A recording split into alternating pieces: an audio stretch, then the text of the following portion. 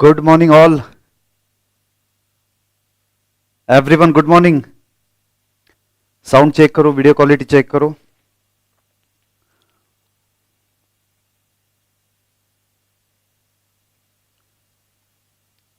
Yes everyone, please check. Sound check कीजिएगा, video check करो। Am I Audible?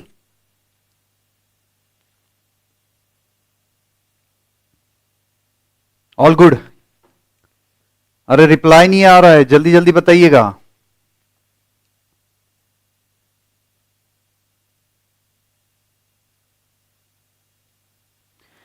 चलिए friends, let's start. Friends, in the last lecture आपको पूरा information दिया था। पेपर पैटर्न कैसा है, टॉपिक्स कौन से है, वेटेज क्या है, etcetera. Right friends? So today, without wasting any time, we are going to start with the first topic, that is introduction to cost and management accounting. I hope आपने notes download किया रहेगा। Description में notes का जो link है वो already दिया हुआ है। सो जल्दी से, I'll wait for half an minute, जल्दी से आप नोट्स डाउनलोड कर लीजिएगा। ठीक है, जल्दी, क्विकली। ओके, डाउनलोड हो गया है, वेरी गुड। चलो, जिन्होंने डाउनलोड नहीं किया है जल्दी से डाउनलोड कर लीजिएगा। So we can start with the lecture.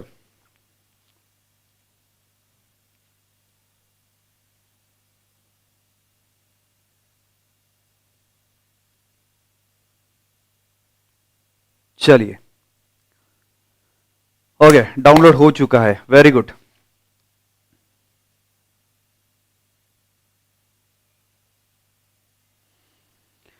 चलिए फ्रेंड्स, स्टार्ट कर रहे हैं। सबसे पहला कंसेप्ट, आपको अभी कुछ भी नहीं लिखना है। आज के लेक्चर में आपको कुछ भी नहीं लिखना है। पूरा ध्यान दीजिएगा, क्योंकि आज के टॉपिक पे आगे का पूरा बेस आपका डिपेंडेंट है। Right friends? तो बिल्कुल आपको लिखना नहीं है। ये बहुत ही अच्छे से हैंड रिटन नोट्स मैंने बनाया हुआ है। ठीक है, जो कंसेप्ट बुक है वो ऐसा ही है, सिंपल लैंग्वेज में आपको दिया हुआ है। सो अभी आप लिखने का कोई टेंशन मत लीजिएगा, बहुत अच्छे से प्रेजेंट करके रखा है। Right friend? अच्छे से नोट्स बनाया हुआ है जो आपको आराम से समझ में आएगा। और जो लैंग्वेज है, मैक्सिमम लैंग्वेज आपके मॉड्यूल का है, तो आपको इसमें कोई दिक्कत नहीं जाएगा। एग्जाम में आप ये लैंग्वेज यूज कर सकते हो। Right friends? तो सबसे पहले sir ji, cost and management accounting में पहला वर्ड है सर जी कॉस्ट। वहां से शुरुआत करते हैं। जी हाँ सर जी, कॉस्ट से शुरुआत करते हैं। सो कॉस्ट क्या है? Cost is a monetary sacrifices done to achieve some objective. हाँ, ध्यान से सुनिएगा क्या बोला मैंने। Cost is monetary sacrifices done to achieve some objective. अच्छा sir ji, monetary sacrifices done to achieve some objective. अब आपसे मैं एक्सपेक्ट कर रहा हूं, सीए फाउंडेशन, ठीक है, आपने क्लियर करना था, आपको एग्जाम देना था, तो आपने क्या मॉनेटरी सैक्रिफाइसेस दिया? आपको सीए करना, ये आपका ऑब्जेक्टिव है। ठीक है, ध्यान से सुनिएगा। सो कॉस्ट क्या है? Monetary sacrifices done to achieve some objective. तो आपका ऑब्जेक्टिव था सीए फाउंडेशन क्लियर करना। एग्जाम वगैरह आपने दे दिया और 100% आप क्लियर होने वाले हो। तो जल्दी से बताइए, आपने वो आपका ऑब्जेक्टिव अचीव करने के लिए सैक्रिफाइस क्या किया है? चलिएगा, जल्दी से आप आंसर दीजिए। What monetary sacrifices you have done to achieve your objective to clear your foundation exam? अच्छा, examination fees, very good. Registration fees, okay. सबसे पहले तो भाई इंस्टीट्यूट को डोनेशन दिया रहेगा। Right friends? ठीक है, तो इंस्टीट्यूट को डोनेशन आपने दिया है, रजिस्ट्रेशन फीस आपने किया, एग्जाम फीस दिया, बस इतना ही कॉस्ट आपको लगा है क्या? अच्छा, स्टडी मटेरियल का कॉस्ट आपको लगा है। चलो जल्दी जल्दी आंसर दीजिएगा। और क्या है? अच्छा, कोचिंग फीस, ओके, सबसे ज्यादा तो आपने कोचिंग फीस पे किया रहेगा। Okay, tuition fees, examination fees, registration fees, okay. और कुछ? अच्छा, ट्रांसपोर्टेशन एक्सेट्रा, वेरी गुड। यानी क्लासेस तक वगैरह, एग्जाम हॉल तक आपको ट्रांसपोर्टेशन आपने किया रहेगा। ओके, और क्या क्या? फटाफट लिखिएगा।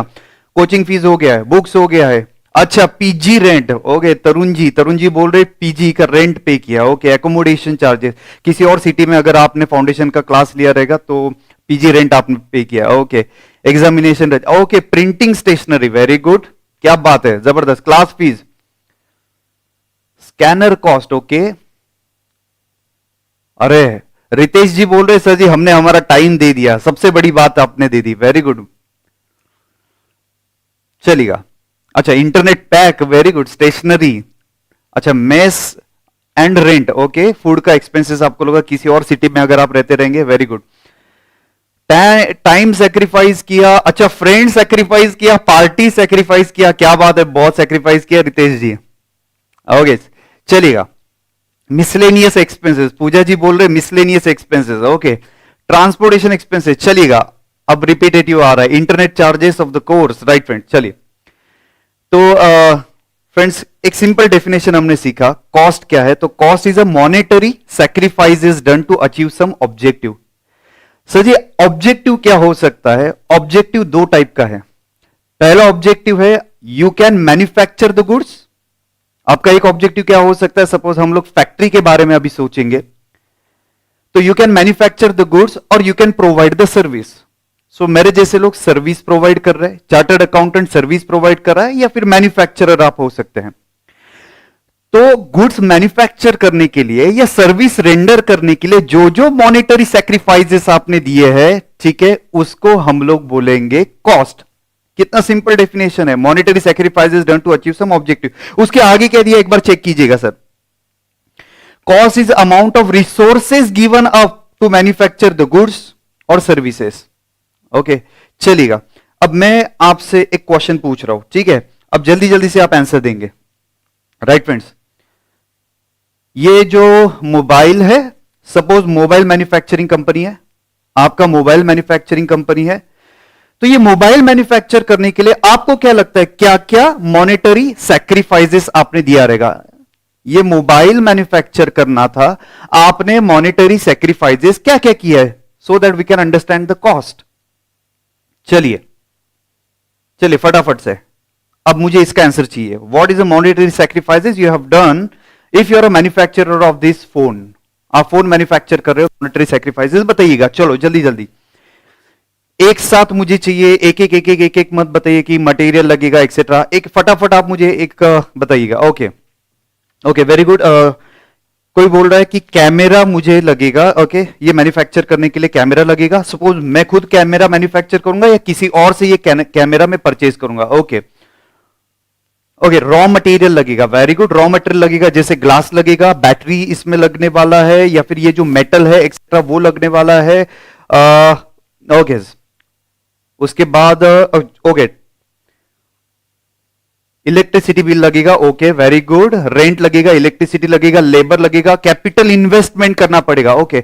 तो सौरभ जी बोल रहे मटेरियल, लेबर, स्टोरेज, ट्रांसपोर्टेशन, क्या बात है, very good, okay sir. Only rent, raw material और क्या है, लेबर है, raw material, okay, motherboard, memory, camera, screen etcetera, क्या बात है फ्रेंड, जबरदस्त। Glass, camera, all factory expenses, labour expenses, marketing expenses, okay. Battery, camera लगेगा, सैलरी लगेगा, क्या बात है, सौरभ जी बराबर आंसर दे रहे, salary, office rent, electricity cost, okay, electricity, rent, wages, material, क्या बात है friends, okay. Innovation and research fees, very good, वंश इन्होंने आंसर दिया, इनोवेशन लगना करना पड़ेगा, रिसर्च करना पड़ेगा, ऑब्वियसली। सपोज ये एप्पल का फोन है, एप्पल कंपनी काफी सारा रिसर्च करता है, डेवलपमेंट करता है, क्या बात है, वेरी गुड, इनोवेशन वगैरह करना पड़ेगा, उसका एक्सपेंसेस लगेगा, डिलीवरी चार्जेस लगेगा, टैक्सेस, क्या बात है, जीएसटी वगैरह लगेगा, जबरदस्त, okay.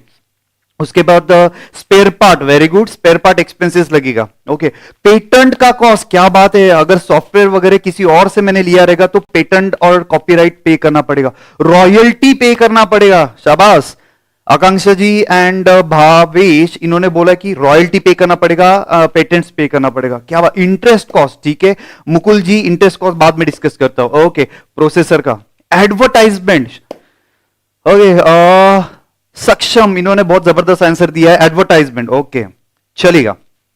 Now stop answering, okay. Advertisement, machinery charges, machine charges, royalty, new technology के लिए इन्वेंशन करना पड़ेगा, वारंटी, क्या बात है, जबरदस्त। नाउ स्टॉप आंसर, अब आंसर देना बंद कर दीजिए, बहुत ही अच्छे से आपने आंसर दिया। तो आपको एक आइडिया आ रहा है कि कॉस्ट क्या है, monetary sacrifices done to achieve some objective. Objective दो तरीके के हो सकते हैं, आप गुड्स मैन्युफैक्चर कर सकते हो या फिर आप सर्विस रेंडर कर सकते हो। ध्यान से, आप गुड्स मैन्युफैक्चर कर सकते हो या फिर आप सर्विस रेंडर कर सकते हो, तो उसके लिए जो मॉनेटरी सैक्रिफाइसेस है उसको हम लोग बोलेंगे कॉस्ट।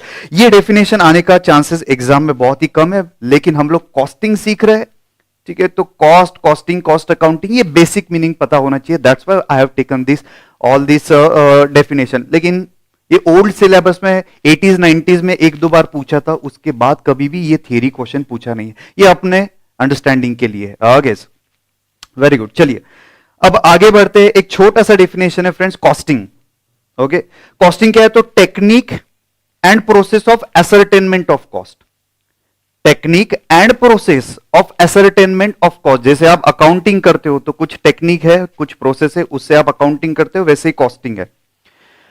अब लास्ट डेफिनेशन है फ्रेंड्स आज के लिए, इसके बाद बहुत ही ज्यादा इंटरेस्टिंग पार्ट स्टार्ट होने वाला है। बहुत बहुत बहुत इंटरेस्टिंग लेक्चर होने वाला है फ्रेंड्स, ठीक है। तो ये एक लास्ट डेफिनेशन है।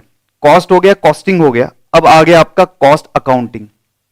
सिंपल भाई, खर्चा, एक्सपेंसेस, आपने जो अभी अभी बोला कॉस्ट इनकर हुआ, एक्सपेंसेस इनकर हुआ, वहां से लेके, ठीक है, वो आपने रिकॉर्ड किया, जो जो खर्चा है, एक्सपेंसेस जो जो है वो आपने रिकॉर्ड किया। You have recorded all the expenses from that point till the preparation of systematic, ठीक है, कॉस्ट शीट।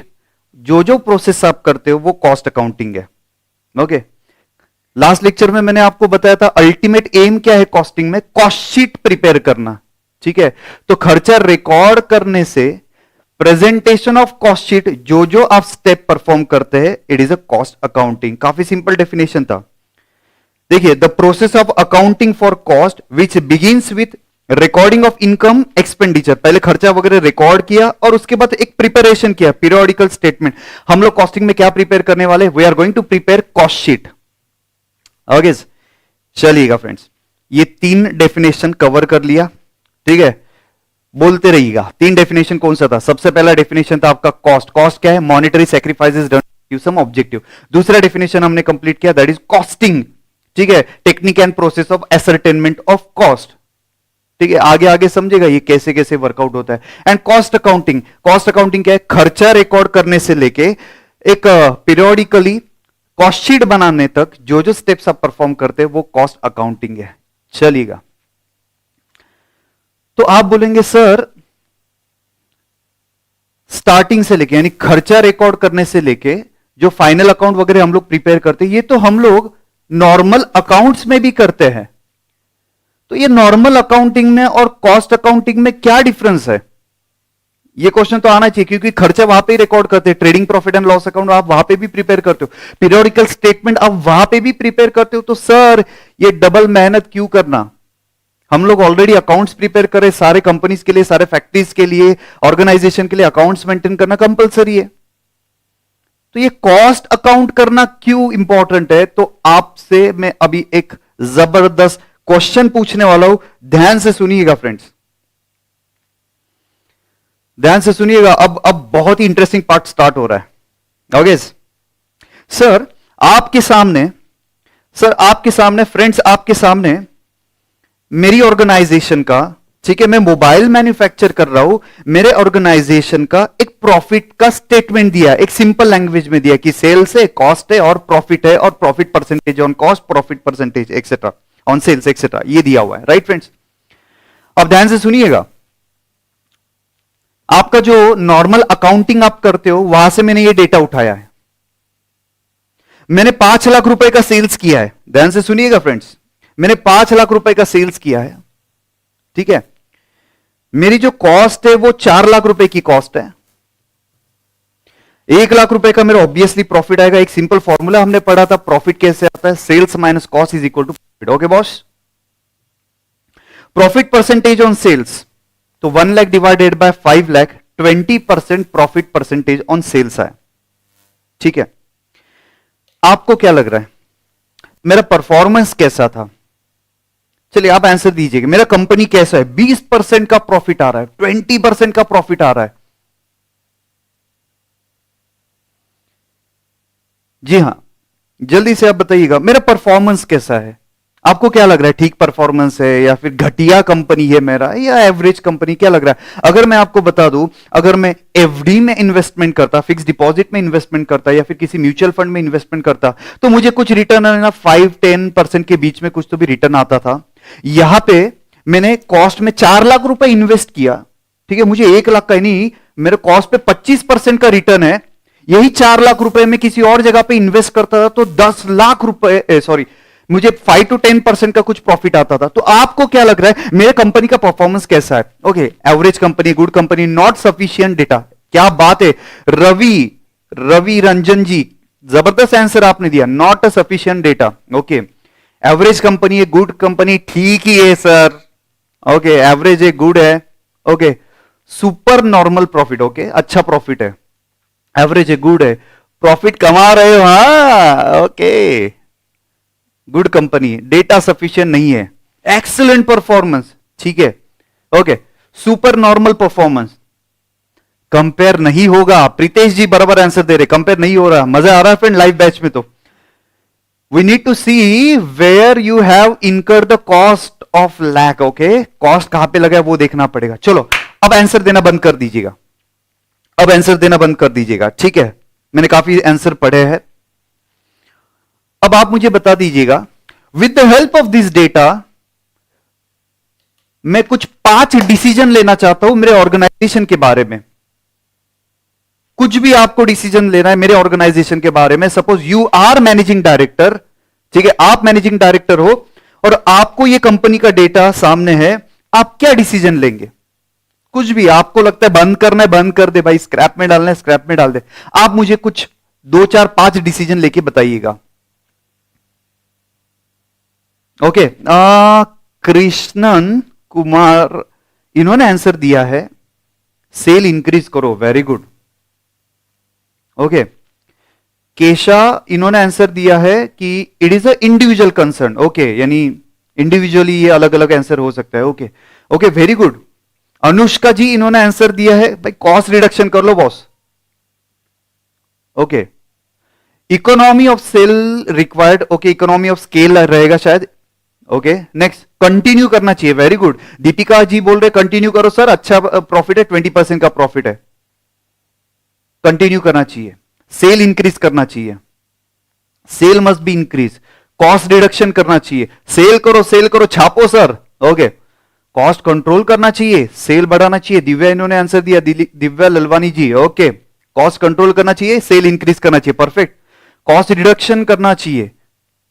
मालिक, आगे का मत पढ़ो आप, कुछ लोग पढ़ पढ़ के आंसर दे रहे हैं, पढ़ना नहीं है बॉस, ठीक है।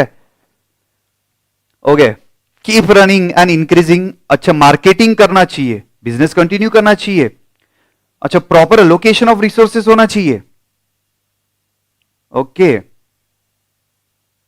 अच्छा, जतिन जी बोल रहे इसके पहले के साल का डेटा चेक करो और कंपेयर करो, क्या बात है। एडवर्टाइजिंग करो, वेरी गुड। मोर प्रोडक्शन, ज्यादा प्रोडक्शन करो तो कॉस्ट कम हो जाएगा। कितना चैंप आंसर दिया है मयंक जी, चैंप आंसर दिया आपने कि प्रोडक्शन बढ़ा दो, कुछ कॉस्ट आपके कम होंगे, इकोनॉमी ऑफ स्केल हो सकता है। ओके, चलिए, जबरदस्त आंसर दे रहे हो। अच्छा, आधा अमाउंट किसी और जगह पे इन्वेस्ट कर दो, आधा अमाउंट बिजनेस पे इन्वेस्ट करो, ठीक है। नाउ स्टॉप आंसरिंग, बस बस बस बस बस, आंसर देना बंद कीजिएगा आप। सर आप बहुत जबरदस्त आंसर दे रहे हो फ्रेंड्स, जबरदस्त आंसर दे रहे हो, राइट। अब आप आंसर देना बंद कर दीजिएगा, ठीक है। ओके फ्रेंड्स, आप जो आंसर दे रहे, एक था आपका सर सेल बढ़ा दो, दूसरा कॉस्ट कम कर दो, कॉस्ट रिडक्शन करो, ठीक है, या कंटिन्यू करो। लेकिन स्पेसिफिक डिसीजन आप मुझे नहीं बता पा रहे हो कि कैसे सेल इंक्रीज करना है, कैसे कॉस्ट रिड्यूस करना है। तो ये जो डेटा मैंने आपके प्रॉफिट एंड लॉस अकाउंट से लिया है, ये डिसीजन लेने के लिए इनसफिशियंट है। एक परफेक्ट और लॉजिकल डिसीजन नहीं लेते आ रहा। आप सिर्फ एक वेग आंसर दे रहे हो कि सर कॉस्ट कम कर दो, सेल बढ़ा दो, एडवर्टाइजमेंट करो, मार्केटिंग करो, लेकिन सर कैसे, एक एग्जैक्ट आंसर आप नहीं दे पा रहे हो, ठीक है। तो with the help of this आपने ज्यादा से ज्यादा 3 डिसीजन दिए। ज्यादा से ज्यादा आपने कितने डिसीजन दे दिए? 3 डिसीजन दिए। सेल बढ़ा दो, कॉस्ट कम कर दो, या फिर आपका जो है वो मार्केटिंग करो। ठीक है, आपका पूरा पर्सपेक्टिव चेंज होने वाला है जब मैं आपको अगला टेबल बताने वाला हूं और आप एन नंबर ऑफ डिसीजन मुझे इमीडिएटली बता सकते हो, तो आपको इमीडिएटली पता चलेगा what is the difference between normal accounting and cost accounting. Friends, ये रहा आपके सामने, ये रहा आपके सामने इनसफिशियंट डेटा। दीपिका जी बहुत ही अच्छा आंसर दिया, इनसफिशियंट डेटा। लोकेश जी बोले वी कैन नॉट डिटरमाइन। अब आपके सामने एक जबरदस्त डेटा है, देखिएगा ये डेटा, ध्यान से देखिएगा, गौर से देखिएगा ये डेटा में। ओके सर जी, वो जो 5 लाख का सेल है, 4 लाख का कॉस्ट है, 1 लाख का जो प्रॉफिट है और प्रॉफिट का परसेंटेज है, उसका मैंने प्रोडक्ट वाइज ब्रेकअप दिया है। ओके, उसका मैंने प्रोडक्ट वाइज ब्रेकअप दिया है। तो फ्रेंड्स, यही तो काम है कॉस्ट अकाउंटिंग का। फ्रेंड्स, जो 5 लाख का सेल्स किया था वो मैंने 4 प्रोडक्ट का मिला के सेल था, product A, product B, product C, product D. तो product A B C D का सेल मैंने बाइफरकेट कर दिया। सेल इज 1,50,000, 50,000, 1,50,000, 1,50,000, टोटल आ गया मेरा 5 लाख। ठीक है फ्रेंड्स, 2 मिनट मुझे पूरा एक्सप्लेन करने दीजिएगा, उसके बाद में आपका जो आंसर है वो चेक करता हूं। ठीक है, I know you are very excited, आपको बहुत अच्छे से समझ में आ रहा है। जस्ट 1 मिनट रुकिएगा, लेट मी फिनिश, मैं आपके सारे आंसर्स यहां पे डिस्कस करूंगा। ठीक है, तो सेल्स का ब्रेकअप देख लिया, कॉस्ट का ब्रेकअप भी देख लिया। जो 4 लाख का ओवरऑल कॉस्ट था, ए प्रोडक्ट के लिए 1,65,000, बी प्रोडक्ट के लिए 50,000, सी के लिए 1,20,000 और डी प्रोडक्ट के लिए 65,000। ओके, इसके बाद प्रॉफिट, प्रोडक्ट ए में लॉस आया है 15,000, product B 0, no profit no loss है। प्रोडक्ट सी 30,000, 85,000 का प्रॉफिट प्रोडक्ट डी में हाईएस्ट प्रॉफिट है, टोटल 1 लाख रुपए। Percentage on profit on sale is also given, A product में लॉस है, बी प्रोडक्ट में नो प्रॉफिट नो लॉस है, C product का 20% का प्रॉफिट है और डी प्रोडक्ट का 56.67% का प्रॉफिट है। ये सेपरेट इंफॉर्मेशन आपको नॉर्मल अकाउंट में नहीं मिलता है। कहां मिलता है सर जी? आप तो टोटल मटेरियल कॉस्ट लेते हो, आप तो टोटल लेबर कॉस्ट लेते हो, आप टोटल डिप्रिसिएशन लेते हो। ठीक है, प्रोडक्ट वाइज आप लेते हो? Answer is no. तो ये प्रोडक्ट वाइज काम किसका है? कॉस्ट अकाउंटिंग का है। हर एक प्रोडक्ट का, हर एक सर्विसेज का सेपरेट कॉस्ट कैलकुलेट किया, सेपरेट प्रॉफिट कैलकुलेट किया फ्रेंड्स, सेपरेट सेल्स कैलकुलेट किया। तो ये काम है आपका फ्रेंड्स कॉस्ट अकाउंटिंग का। चलो अब आप लाइन लगा देंगे डिसीजंस की। चलो डिसीजन बताओ अभी।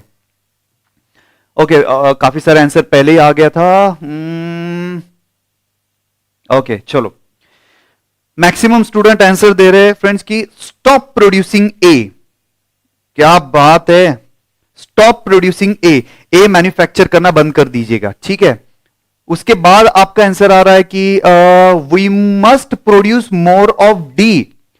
केशा जी इन्होंने आंसर दिया we must produce more of D. क्या बात है, जो ज्यादा प्रॉफिटेबल प्रोडक्ट है वो मैक्सिमम मैंने प्रोड्यूस करना चाहिए। Okay very good. ओके, और क्या है? प्रोडक्ट बी की सेल बढ़ा दो। अच्छा, प्रोडक्ट बी का सेल बढ़ा दो, ठीक है, लेकिन सेल बढ़ाते तो कॉस्ट भी तो बढ़ेगा थोड़ा। ओके, उसके बाद स्टॉप प्रोड्यूसिंग ए। ओके, क्या बात है, समृद्धि महाजन जी इन्होंने आंसर दिया है प्रोडक्ट बी और प्रोडक्ट सी का कॉस्ट कम कर दो। Product B and product C का कॉस्ट कम कर दो। वेरी गुड, परफेक्ट आंसर दे रहे हो।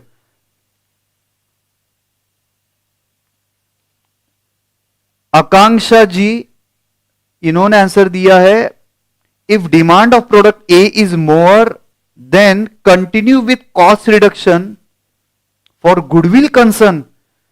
मैम ये आपने सीए फाइनल का आंसर दे दिया, चैंप हो आप तो।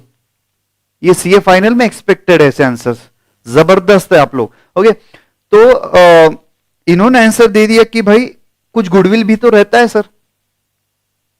ठीक है, ऐसा नहीं है कि हम लोगों ने डिसकंटिन्यू कर दिया तो हमारे जो लॉयल कस्टमर है वो कहां जाएंगे, राइट? तो एक तो उसमें कॉस्ट रिडक्शन करो, ठीक है, और एज अ गुडविल जिसका लॉन्ग टर्म इंपैक्ट होता है उसके लिए कंटिन्यू करो। I am very impressed with this answer. Okay, so product ए को बंद कर दो। चलो, demand is more. Okay, continue. चलो, सो फ्रेंड्स, कितने आप स्पेसिफिक आंसर दे रहे हो? आप आंसर नहीं दे सकते थे इसमें, बस आपने एक वेग आंसर दिया, सेल बढ़ा दो, कॉस्ट कम कर दो, ठीक है, और क्या आंसर था? मार्केटिंग करो, ठीक है, बहुत ही वेग आंसर था। लेकिन स्पेसिफिक जो आप डिसीजन ले पा रहे हो with the help of this cost accounting data, जहां पे मैंने हर एक प्रोडक्ट का सेल सेपरेट किया है, हर एक प्रोडक्ट का कॉस्ट सेपरेट किया, हर एक प्रोडक्ट का प्रॉफिट सेपरेट किया है, तो ये काम किसका है फ्रेंड? कॉस्ट अकाउंटिंग का काम है। तो यहां से आपने कितने डिसीजन लिए, मैं ही गिना देता हूं आपने कितने डिसीजन लिए। पहला डिसीजन बोल रहे ए को डिसकंटिन्यू कर दो, दूसरा ए का कॉस्ट रिड्यूस करने की कोशिश करो, तीसरा अगर गुडविल अफेक्ट होएगा तो कंटिन्यू करना पड़ेगा, फोर्थ बोल रहे हैं कि बी जो प्रोडक्ट है उसका सेल बढ़ाने की कोशिश करो, ठीक है, और उसकी कॉस्ट कम करने की कोशिश करो सो दैट बी भी प्रॉफिटेबल हो जाएगा। फिर कुछ स्टूडेंट बोल रहे हैं कि जो प्रोडक्ट सी है उसकी कॉस्ट कम करने की कोशिश करो, वो प्रॉफिटेबल है लेकिन कॉस्ट रिड्यूस करने की कोशिश करो, कॉस्ट कंट्रोल करने की कोशिश करो। और मैक्सिमम स्टूडेंट ने आंसर दिया, सिक्स आंसर मैं आपके सामने दे रहा हूं, मैक्सिमम स्टूडेंट आंसर दे रहे sir maximum you should sell product D, आपने ज्यादा से ज्यादा प्रोडक्ट डी बेचना चाहिए क्योंकि उसमें प्रॉफिट परसेंटेज सबसे ज्यादा है। योगेश, तो सर आपने 6 to 7 फ्रेंड्स, 6 to 7 आंसर्स आपने दे दिया with the help of this cost accounting data. तो आपको पता चल रहा है importance of this cost accounting? Yes और नो? कितना इंपॉर्टेंट है ये कॉस्ट अकाउंटिंग? भर भर के आप आंसर लिख रहे हो, यू कैन चेक दैट, भर भर के आंसर लिख रहे हो। मुझे एक कृणाल जी, इनका आंसर बहुत अच्छा लगा, अभी काफी सारे स्टूडेंट ने परफेक्ट आंसर दिया। कृणाल जी, इन्होंने एक आंसर दिया है कि सर जो प्रोडक्ट ए के रिसोर्सेस है, फ्रेंड चैंप हो, ये भी सीए फाइनल का आंसर है, जो भी कुछ प्रोडक्ट ए का रिसोर्सेस हम लोग दे रहे हैं, क्यों ना वो रिसोर्सेस हम लोग प्रोडक्ट डी को लगा दे। मान गए बॉस? ये जो कंसेप्ट है वो सीए फाइनल में हम लोग पढ़ने वाले हैं, optimum utilisation of the resources. जो मटेरियल, लेबर और मशीनरी लिमिटेड है उसमें ज्यादा से ज्यादा डी मैन्युफैक्चर करो, ए थोड़ा कम मैन्युफैक्चर करना। चैंप हो बॉस आप लोग। अरे झेपा क्या? अरे झेप रहा है क्या? अरे यस और नो, झेपा क्या ये कॉस्ट अकाउंटिंग का इंपॉर्टेंस? जल्दी रिप्लाई कीजिएगा फ्रेंड्स, लाइव बैच है।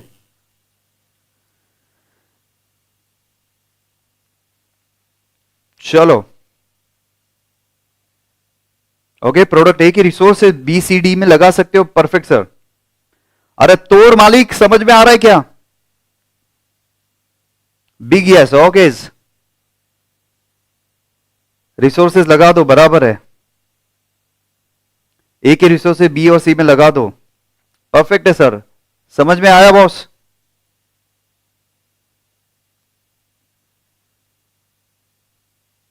ओके, चलिएगा फ्रेंड्स। तो अब एक इंपॉर्टेंट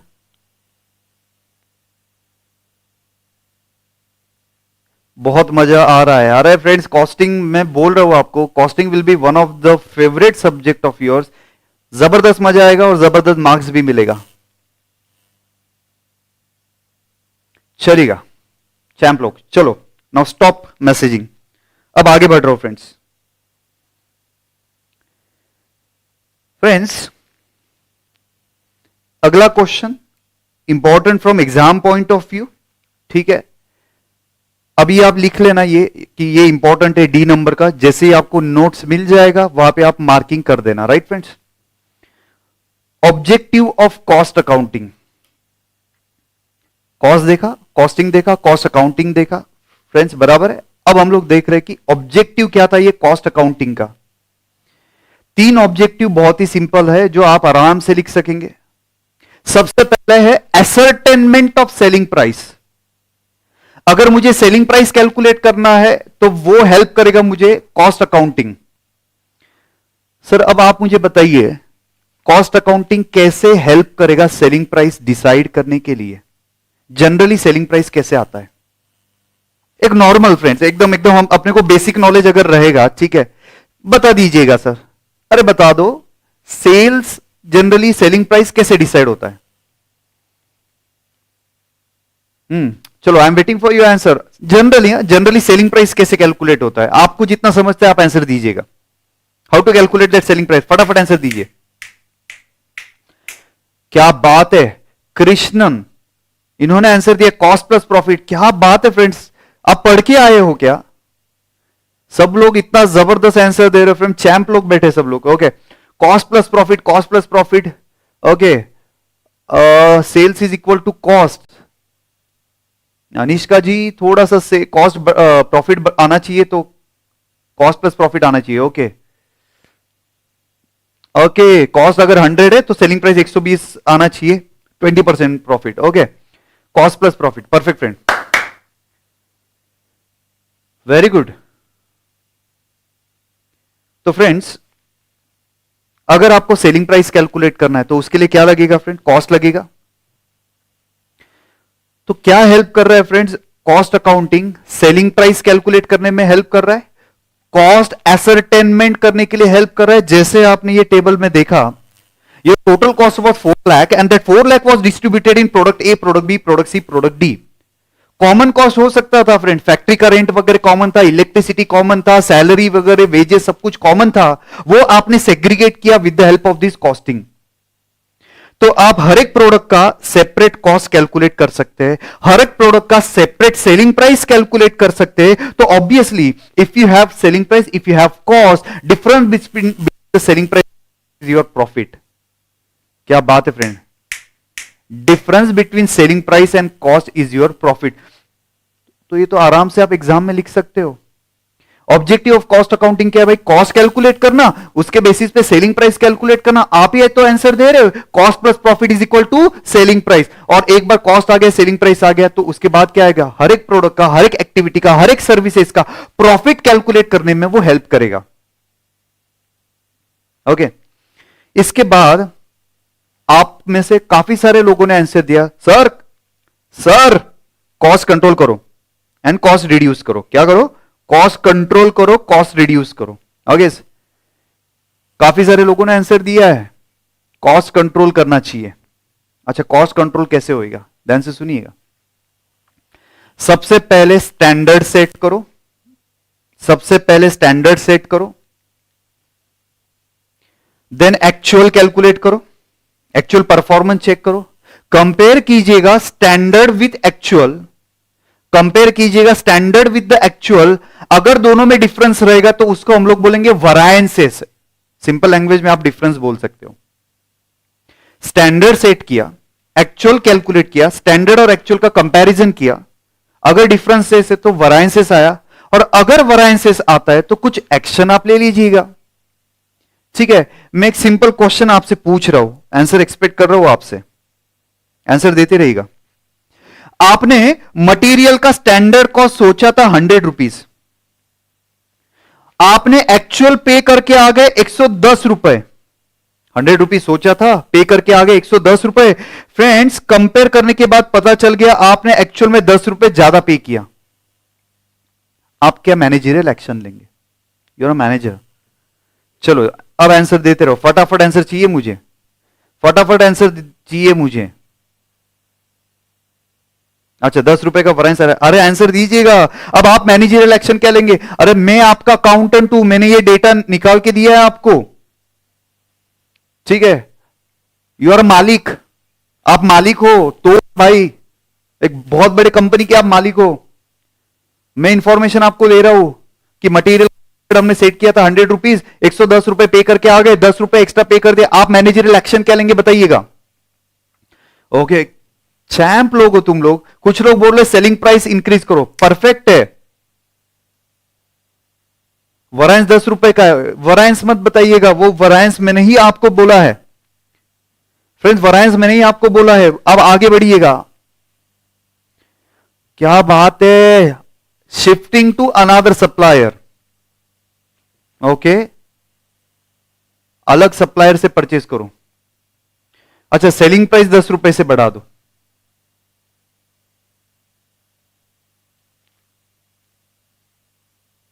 अच्छा, स्टैंडर्ड बढ़ा दो, क्या बात है, सेलिंग प्राइस इंक्रीज करो।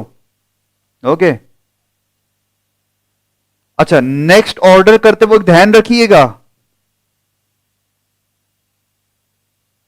मौसम जी इन्होंने आंसर दिया, नेक्स्ट ऑर्डर देते वक्त ध्यान रखिएगा। अच्छा, स्टैंडर्ड हाई कर दो, क्या बात है, ये कौन है? श्रेष्ठ, श्रेष्ठ इन्होंने बोला है अल्टरनेटिव रिसोर्सेज ढूंढो, वो मटेरियल महंगा है तो दूसरा मटेरियल ढूंढो, क्या बात है। अच्छा, कॉस्ट रिड्यूस करने की कोशिश करो।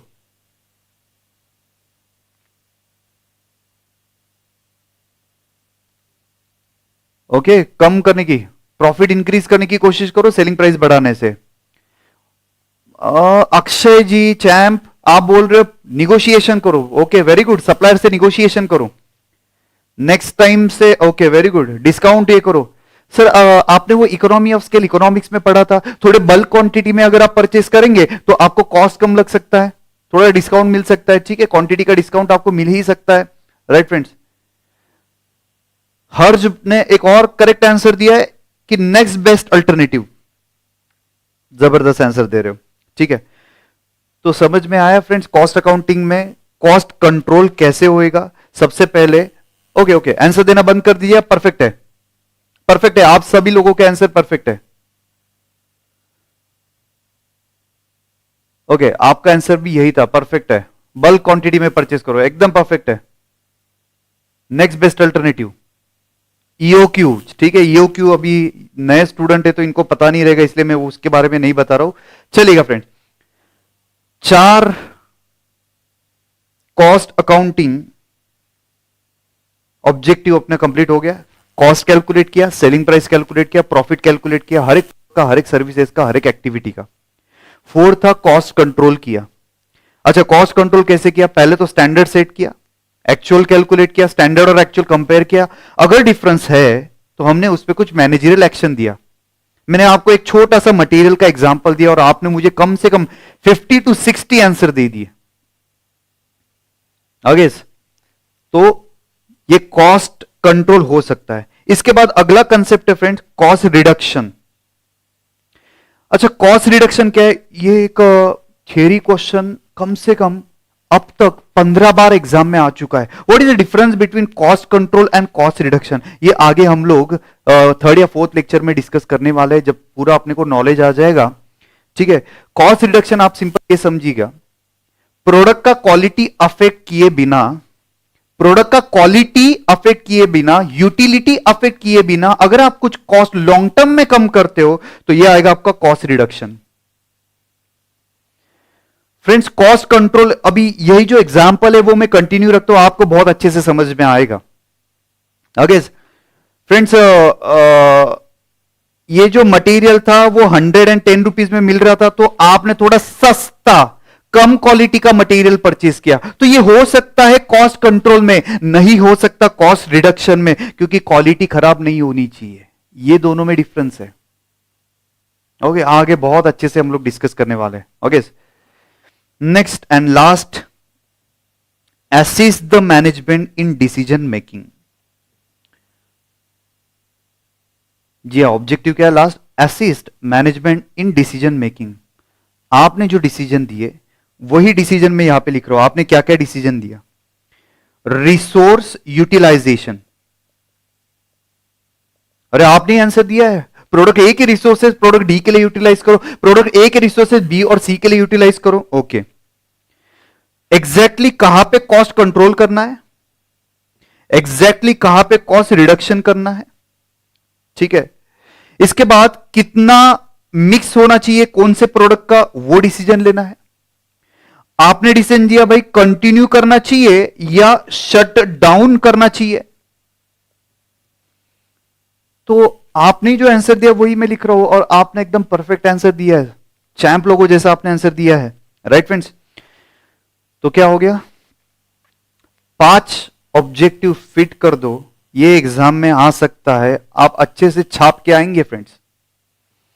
5 ऑब्जेक्टिव क्या है? सबसे पहला ऑब्जेक्टिव है कॉस्ट एसरटेनमेंट करना, सेलिंग प्राइस कैलकुलेट करना एंड प्रॉफिट एसरटेन करना। किसका? ये तीनों का कॉमन है। किसका करना है ये फ्रेंड्स? हर एक प्रोडक्ट का, हर एक सर्विसेज का और हर एक एक्टिविटी का। नेक्स्ट वन था आपका कॉस्ट कंट्रोल करना, कॉस्ट रिडक्शन करना। इसको आप अलग अलग लिख सकते हो और एक साथ लिख सकते हो। कॉस्ट कंट्रोल करने में हमने क्या देखा भाई, पहले स्टैंडर्ड सेट करो, एक्चुअल के साथ कंपेयर करो, डिफरेंस आता है तो वैरिएंस हम लोग बोलेंगे उसको, और take some managerial action. Perfect है, समझ गया। और उसके बाद वाला लास्ट पॉइंट था, मैनेजर को डिसीजन लेते वक्त असिस्ट करो। ठीक है, याद रहेगा। ये 5 या 6 पॉइंट, आप इसको 5 पॉइंट में लिख सकते हो, कॉस्ट कंट्रोल कॉस्ट रिडक्शन साथ में लिख के, या फिर आप अलग से लिख सकते हो 6 पॉइंट। आउट ऑफ मार्क्स मिलेगा अगर ये आप लिख के आएंगे तो। 5 मार्क्स का क्वेश्चन आएगा, what is the objective of cost accounting, ये 5 पॉइंट आप लिख के आएगा फटाफट से। कॉस्ट कैलकुलेट करना, सेलिंग प्राइस कैलकुलेट करना, प्रॉफिट कैलकुलेट करना, कॉस्ट कंट्रोल करना, कॉस्ट रिड्यूस करना, और लास्ट पॉइंट था आपका मैनेजर को डिसीजन लेने में हेल्प करो। चलेगा, is it fine friends? Speed आप मैच कर रहे हो? परफेक्ट चल रहा है? अरे हाँ या ना, आंसर दीजिएगा। क्योंकि सबसे इंपॉर्टेंट आज के लेक्चर का या फिर आपके कॉस्टिंग का सबसे इंपॉर्टेंट पॉइंट आगे डिस्कस करने जा रहा हूं। अरे चैंप लोगों जल्दी बताइएगा। परफेक्ट, समझ रहा है, स्पीड वगैरह मैनेज है, दिमाग में जा रहे ओके, रिप्लाई करते रहिएगा सर। परफेक्ट, बिंदास्त, ओके, सुपर।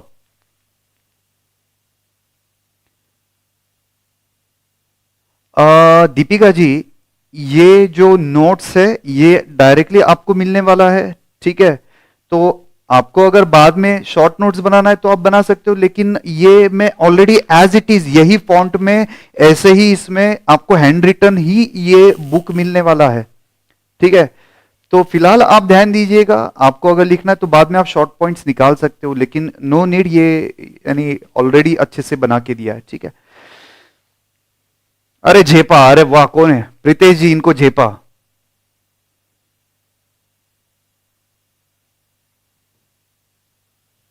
अच्छा, असिस्ट मींस, अच्छा प्रेम जी इन्होंने बोला असिस्ट करो यानी हेल्प करो, मैनेजर को डिसीजन लेने में हेल्प करो।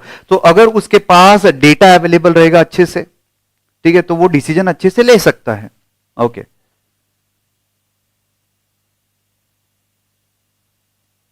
अच्छा, असिस्ट मैनेजमेंट में तीसरा पॉइंट कौन सा है? ओके, प्रोडक्ट मिक्स है सर, प्रोडक्ट मिक्स। ए का कितना क्वांटिटी बेचना, बी का कितना क्वांटिटी बेचना, सी का कितना क्वांटिटी बेचना, डी का कितना क्वांटिटी बेचना, ये मिक्स आपको करना पड़ेगा ना डिसीजन। आपने तो बोला कि डी प्रोडक्ट ज्यादा है तो उसका सेल ज्यादा होना चाहिए। तो अगर आपके पास रिसोर्सेज लिमिटेड रहेगा, लाइक मटेरियल लिमिटेड है, लेबर लिमिटेड है, ठीक है, या फिर मशीन की कैपेसिटी लिमिटेड है, तो आप उसमें क्या सोचेंगे? जो ज्यादा प्रॉफिटेबल है वो मैक्सिमम प्रोड्यूस करेंगे, उसके बाद लोअर प्रॉफिटेबल, उसके बाद लीस्ट प्रॉफिटेबल। तो इसको बोलते हैं product mix decision. Shivani ji, yes, ये नोट्स अवेलेबल हो जाएगा, as I already discuss in the previous lecture. ये नोट्स आपको नेक्स्ट वीक से मिलना स्टार्ट हो जाएगा। चलिएगा, ओके फ्रेंड्स, अब मेन इंपॉर्टेंट पॉइंट की तरफ चल रहे हैं। आई होप जबरदस्त झेपा, ठीक है, एक खूंखार कंसेप्ट की तरफ आ रहे हैं, जो पूरा आपका कॉस्टिंग, कम से कम 6 टॉपिक ये एलिमेंट ऑफ कॉस्टिंग पे डिपेंडेंट है।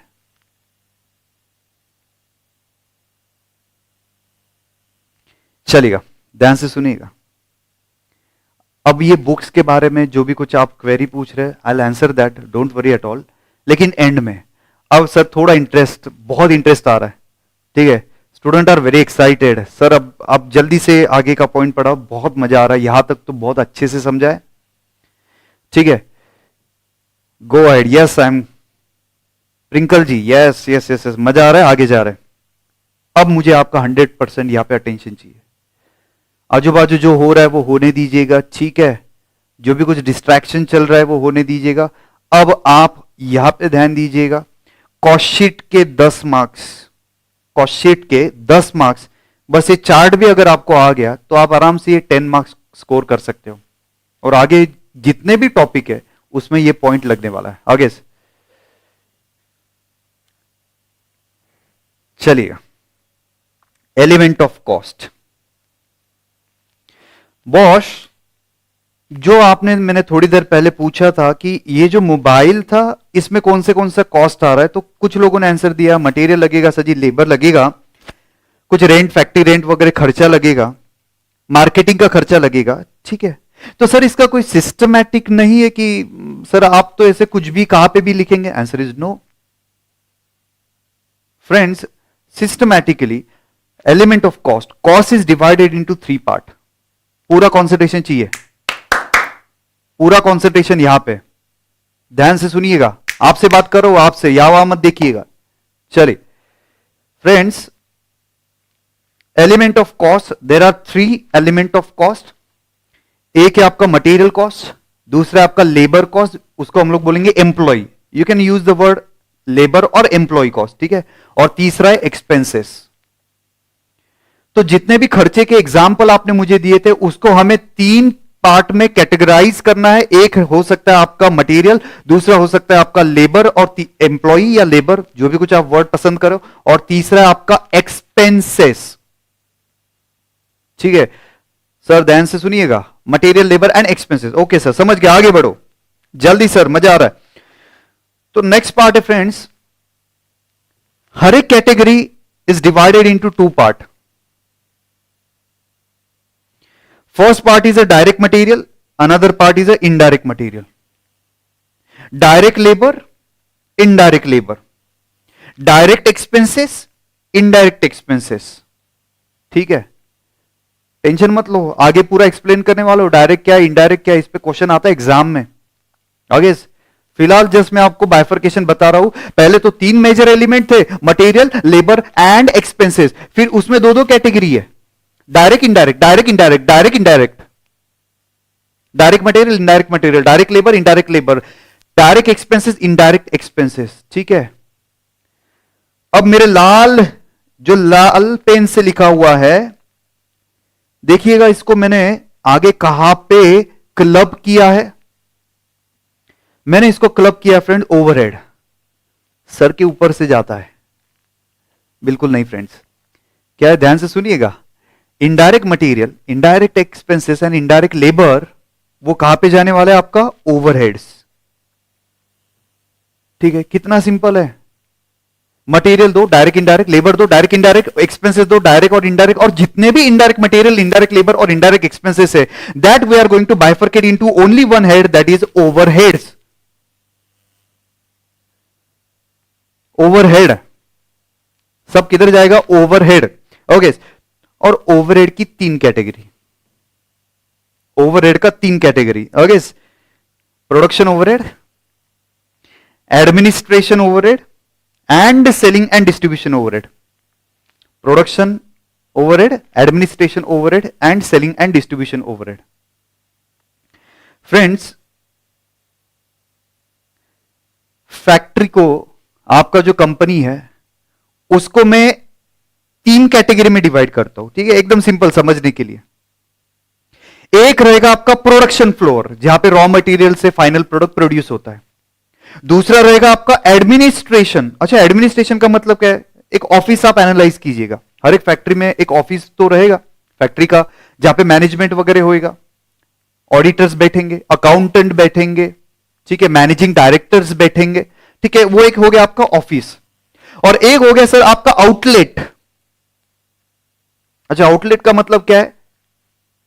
आ रहे दुकान, शॉप।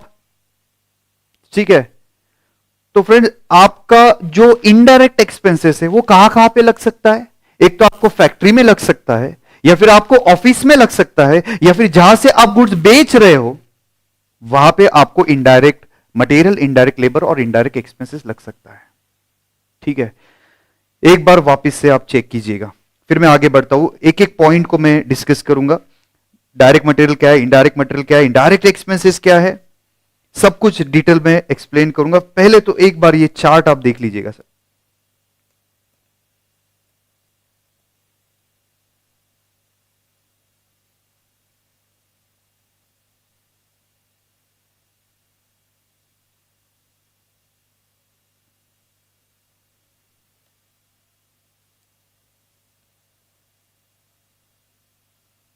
कोई घाई नहीं सर हमें, क्योंकि बेसिक अगर क्लियर है तो आगे बिल्कुल दिक्कत नहीं आएगा। अब भी मैं फास्ट करवा दूं तो कोई मतलब नहीं फ्रेंड्स, चलिएगा।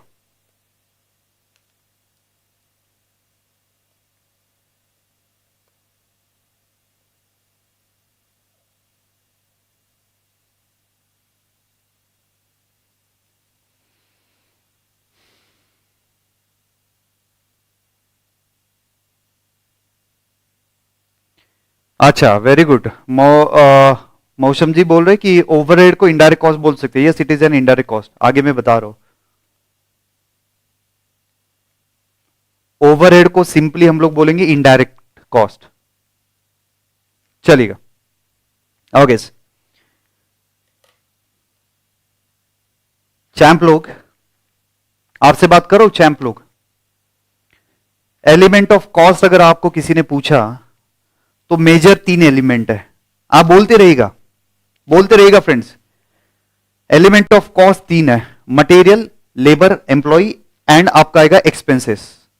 मटेरियल की 2 category, direct indirect material. Labour की 2 कैटेगरी, डायरेक्ट और indirect labour. Overhead sorry expenses की 2 category, direct expenses, indirect expenses. Okay. Indirect material, indirect labour, indirect expenses overhead में जा रहा है। किधर जा रहा है? ओवरहेड्स में जा रहा है।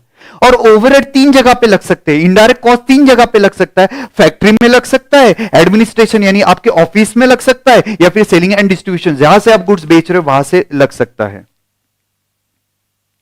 ठीक है हितेश जी, आप टेंशन मत लीजिएगा। इनडायरेक्ट मटेरियल का क्या, मैं direct material, indirect material, direct labour, indirect labour सबके एग्जांपल देने वाला हूं। अभी तो सिर्फ मैंने चार्ट बताया आपको। ओके चलिए, अब एक एक पॉइंट डिस्कस करूंगा, एक एक पॉइंट क्लैरिफाई करूंगा। पहले तो ये बेसिक दिमाग में फिट हो गया, मटेरियल, लेबर, एक्सपेंसेस दोनों में direct indirect, direct indirect, direct indirect. Indirect जाएगा ओवरहेड में, ओवरहेड 3 जगह पे लग सकता है, फैक्ट्री में, एडमिनिस्ट्रेशन में, सेलिंग एंड डिस्ट्रीब्यूशन में। ओके अरे सारे एग्जाम्पल दे रहा हूं मुकुल जी, डोंट वरी। हिमांशी बोले ओवरहेड जा रहा है, अरे टेंशन मत लीजिएगा, एक्सप्लेन तो करने दीजिए जी। अब आराम से एक एक पॉइंट डिस्कस करते हैं, चलेगा। Next point, direct material cost. चलो चलो चलो चलो ध्यान से सुनिएगा फ्रेंड्स। डायरेक्ट मटेरियल, 5 मिनट्स का ब्रेक दे दो। अरे ब्रेक कैसे मिलेगा boss?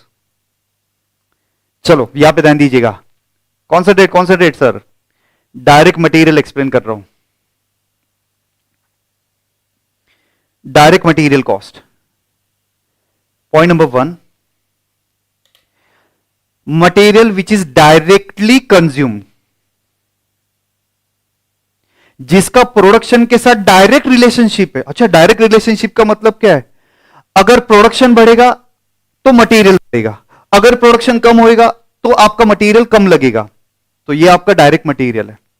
Next important point, direct material can be seen into the final product. Direct material can be seen into the final product, direct material final product में दिखता है। Okay friends, उसका input output relationship आप identify कर सकते हो। Suppose एक mobile manufacture करना है तो एक कैमरा लगेगा, एक मोबाइल मैन्युफैक्चर करना है तो एक स्क्रीन लगेगा, एक मोबाइल मैन्युफैक्चर करना है तो एक बैटरी लगेगी। तो इनपुट आउटपुट रिलेशनशिप कांस्टेंट है ना बॉस? ओके अब फ्रेंड्स आपसे क्वेश्चन पूछ रहा हूं, रेडीमेड शर्ट मैन्युफैक्चरिंग कंपनी है, रेडीमेड शर्ट मैन्युफैक्चरिंग कंपनी है, तो इसमें डायरेक्ट मटेरियल क्या क्या है? अभी मैंने बोला डायरेक्ट मटेरियल क्या है? विच is directly use, which can be seen into the final product, जिसका इनपुट आउटपुट रिलेशनशिप आइडेंटिफाई हो सकता है। चलो आप मुझे आंसर दे दीजिएगा सर जी। रेडीमेड शर्ट मैन्युफैक्चरिंग कंपनी है, आपका डायरेक्ट मटेरियल क्या क्या लगेगा इसमें? आपको क्या क्या दिख रहा है इसमें? आपको क्या क्या दिख रहा है फ्रेंड्स? अच्छा कॉटन क्लॉथ, परफेक्ट है सर। ये बटन दिख रहा है डायरेक्ट, अरे ये डायरेक्ट है ना सर। ये कॉलर वगैरह दिख रहा है, ये क्या है? डायरेक्ट है ना। तो फ्रेंड्स कितना सिंपल है। डायरेक्ट मटेरियल क्या है? जो फाइनल प्रोडक्ट में दिखता है, जो डायरेक्टली कंज्यूम है, उसका डायरेक्ट रिलेशनशिप है प्रोडक्शन के साथ। प्रोडक्शन बढ़ेगा, मटेरियल बढ़ेगा, वो डायरेक्ट मटेरियल है। इनपुट आउटपुट रिलेशनशिप कांस्टेंट है। एक शर्ट मैन्युफैक्चर करने के लिए 2 मीटर का कपड़ा लगता है, तो 10 मैन्युफैक्चर करने के लिए 20 मीटर का कपड़ा लगेगा। ओके, तो कितना सिंपल है। चलो, cloth, button etcetera, okay, both cloth and button, okay, very good. अब आगे अगला क्वेश्चन सुनिएगा। अरे सुनो आगे, यस समझ गया है। अच्छा, पैकिंग, वेरी गुड, ध्यान से सुनिए। अगला क्वेश्चन पूछ रहा हूं आपसे। आप सपोज फर्नीचर या फिर सोफा, ठीक है, चेयर वगैरह, फर्नीचर पे आप सपोज चेयर पे बैठे हुए हो। फर्नीचर इंडस्ट्री के लिए डायरेक्ट मटेरियल क्या है? सपोज ऐसा एज्यूम कीजिएगा, आप क्लासरूम में बैठे हो, बेंच पे बैठे हो, वो बेंच देख के बताइएगा उसके लिए डायरेक्ट मटेरियल क्या है, जो दिखता है फाइनल प्रोडक्ट में, जिसका इनपुट आउटपुट रिलेशनशिप कांस्टेंट है एंड डायरेक्टली यूज है, डायरेक्ट रिलेशनशिप है। बेंचेस बढ़ेंगे तो वो कॉस्ट भी बढ़ेगा। चलो जल्दी से आंसर दीजिएगा। ओके, अच्छा, सिर्फ वुड? क्या बात कर रहे हो सर, सिर्फ वुड? और क्या है, जल्दी जल्दी आंसर दीजिएगा। और सिर्फ वुड थोड़ी लगेगा। ओके, वेरी गुड, वुड लगेगा, प्लाईवुड लगेगा, हैंडल्स लगेगा, सर आयरन एंड स्टील लगेगा ना, आयरन एंड स्टील लगेगा। ओके, इसके बाद मेटल लगेगा, वेरी गुड। अच्छा, चेयर को हैंडल लगेगा, वेरी गुड। अच्छा, चेयर पे अगर बैठे हो तो कुशन वगैरह लगेगा, कुशन क्लॉथ वगैरह लगेगा, उसके अंदर जो फोम है वो लगने वाला है। ओके, इसके बाद कुछ स्टूडेंट आंसर दे रहे हैं, उसके ऊपर लैमिनेट लगने वाला है, लैमिनेट, ठीक है, सनमाई का जो हम लोग बोलते हैं एक्सेट्रा, वो लगेगा, ठीक है। अरे भाई समझ में आ रहा है? ओके, परफेक्ट है सर। स्क्रू वगैरह, पेंट, ओहो हो, पेंट भी लग रहा है, दिख रहा है सर हमें, ब्लैक कलर का पेंट है, ब्लैक कलर का बेंच है, आयरन एंड स्टील को ब्लैक कलर का हम लोगों ने पेंट किया हुआ है।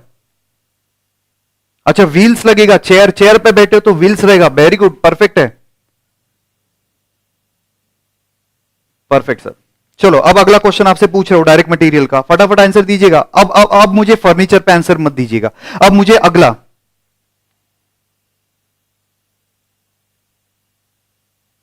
ये सर चेयर के व्हील्स, हो गया हो गया, बस स्टॉप स्टॉप आंसरिंग। अब अगला है, आइसक्रीम मैन्युफैक्चरर हो आप, आइसक्रीम मैन्युफैक्चर कर रहे हो, डायरेक्ट मटेरियल क्या सकेंगे? आइसक्रीम में जो फाइनल प्रोडक्ट में दिखता है, ठीक है, जो जो डायरेक्टली डिपेंडेंट है प्रोडक्शन पे, यानी अगर प्रोडक्शन बढ़ेगा तो मटेरियल बढ़ेगा एक्सेट्रा। इनपुट आउटपुट रिलेशनशिप आप आइडेंटिफाई कर सकते हो। चलो, आइसक्रीम के लिए मिल्क, आइस, ओके, और क्रीम लगेगा, क्या बात है। अच्छा, कुछ लोग बोल रहे हैं वेजेस लगेगा। Boss, I am discussing material, labour, suppose मैं लेबर हूं, मैं आपका मटेरियल नहीं हूं बॉस, ठीक है, I am not a material, I am labour. Suppose मैं आपकी फैक्ट्री में काम कर रहा हूं, ओके, तो मुझे सिर्फ मटेरियल, मिल्क लगेगा, चॉकलेट लगेगा, क्या बात है, जिनल जी इन्होंने बोला चॉकलेट लगेगा, मिल्क लगेगा, शुगर लगेगा, कोन लगेगा, ओके, क्रीम लगेगा, फेविकॉल, आइसक्रीम में, I am sorry, flavour flavour लगेगा, very good, wrapper, flavour, okay, packing करना पड़ेगा, वेरी गुड। क्या फटाफट आप आंसर दे रहे हो फ्रेंड, अरे बाप रे, मुझे पढ़ने नहीं हो रहा है, इतना आंसर आ रहा है। फेवरेट लग रहा है आपका, oh my god, O M G, berry, okay, dry fruits, perfect, cup लगेगा, ठीक है, क्या बात है सर, आप तो चैंप हो गए पहले लेक्चर में। चोको पाउडर, ओके, कृणाल इन्होंने एक milk, flavour, cream, box, refrigerator, okay, refrigerator के बारे में बाद में बताता हूं, वो मटेरियल नहीं है, वो आपका एसेट है ना बॉस। मशीनरी एक्सपेंसेस कैसे आएगा? मटेरियल हम लोग सोच रहे हैं सर, मटेरियल का डिप्रिसिएशन, मशीन का डिप्रिसिएशन बाद में डिस्कस करता हूं। फ्रूट्स लगेंगे, ओके, चलो। अच्छा, रेफ्रिजरेटर, क्या जबरदस्त क्वेश्चन पूछा सर, रेफ्रिजरेटर मटेरियल है क्या? अब आप ही मुझे बताइएगा, मैंने 1 लाख रुपए का रेफ्रिजरेटर परचेज किया, अब आप ही आपका काउंटिंग का नॉलेज अप्लाई कीजिएगा। रेफ्रिजरेटर पीएनएल में लिख रहा हूं या बैलेंस शीट में लिख रहा हूं? हाँ बोलो बोलो, रेफ्रिजरेटर पीएनएल में लिख रहा हूं या बैलेंस शीट में लिख रहा हूं? आपका आंसर आएगा बैलेंस शीट में। वो आपकी एसेट है, वो आपका खर्चा नहीं है, तो उसका डेप्रीसिएशन डेप्रीसिएशन आएगा, लेकिन वो एक्सपेंसेस में आएगा, वो मटेरियल नहीं है। आई होप आपका जो क्वेरी वो क्लियर है। चलिएगा, परफेक्ट आंसर दे रहे हो, ठीक है। अगला क्वेश्चन आपसे पूछ रहा हूं, बस बस बस बस बस बस बस, परफेक्ट है, परफेक्ट है। बैलेंस शीट में जाएगा, पीएनएल में नहीं जाएगा, समझा ना बॉस? परफेक्ट। अब सुनिए, अरे आगे और इंटरेस्टिंग है, अभी इसका ही कितना आंसर देंगे आप लोग?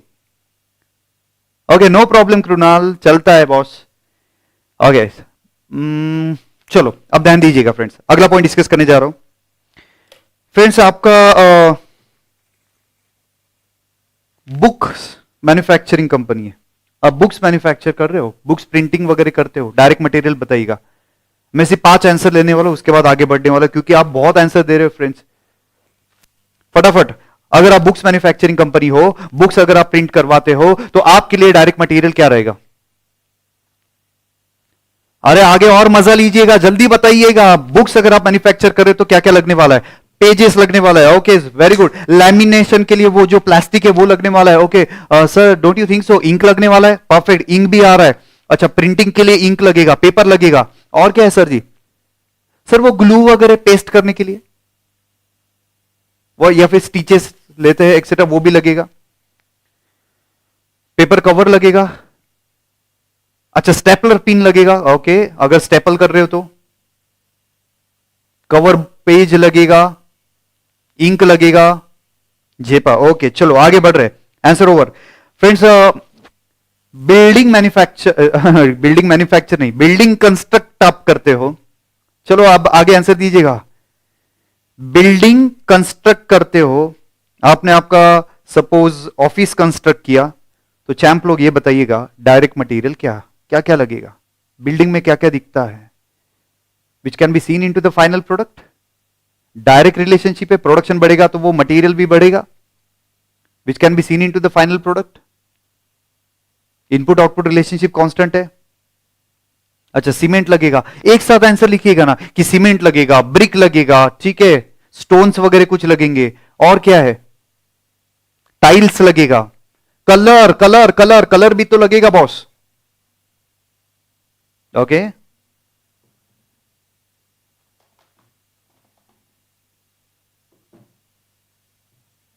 आयरन एंड स्टील लगेगा, ब्रिक सीमेंट लगेगा,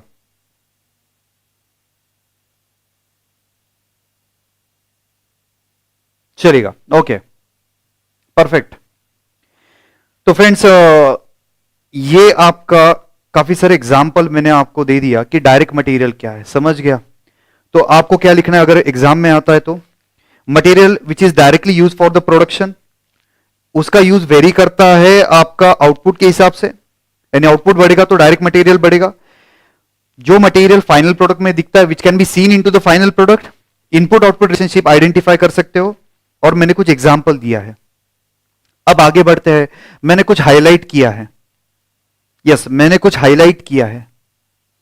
direct material is part of prime cost, prime का मतलब main, direct material is a part of prime cost, ठीक है फ्रेंड्स? अब ध्यान दीजिएगा,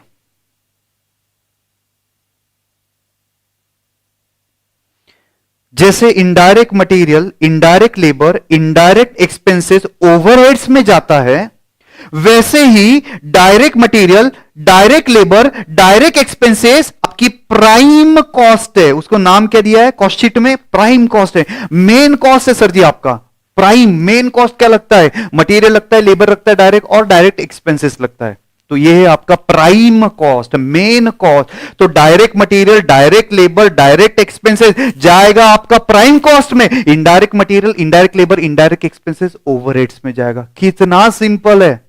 direct material, direct labour, direct expenses जाएगा आपका प्राइम कॉस्ट में, indirect material, indirect labour, indirect expenses जाएगा आपका ओवरहेड्स में। चलिए आगे बढ़ रहे हैं, तो आप ये डायरेक्ट मटेरियल आपको समझ में आ गया। अब आगे बढ़ते फ्रेंड्स, अब आगे चलो जल्दी ध्यान से। इनडायरेक्ट मटेरियल कॉस्ट, जी हां सर, चलो ध्यान से सुनिएगा आगे। इनडायरेक्ट मटेरियल कॉस्ट, सर जो डायरेक्ट के अपोजिट है वो इनडायरेक्ट है। अच्छा डायरेक्ट क्या था, डायरेक्ट में था विच इज डायरेक्टली यूज, यहां पे आएगा indirectly use for the production. Okay, दूसरा वहां पे था which can be seen into the final product, यहां पे indirect material cannot be seen into the final product. ठीक है, indirect material cannot be seen into the final product. Sir example तो दो, आप बोलेंगे sir example तो दो।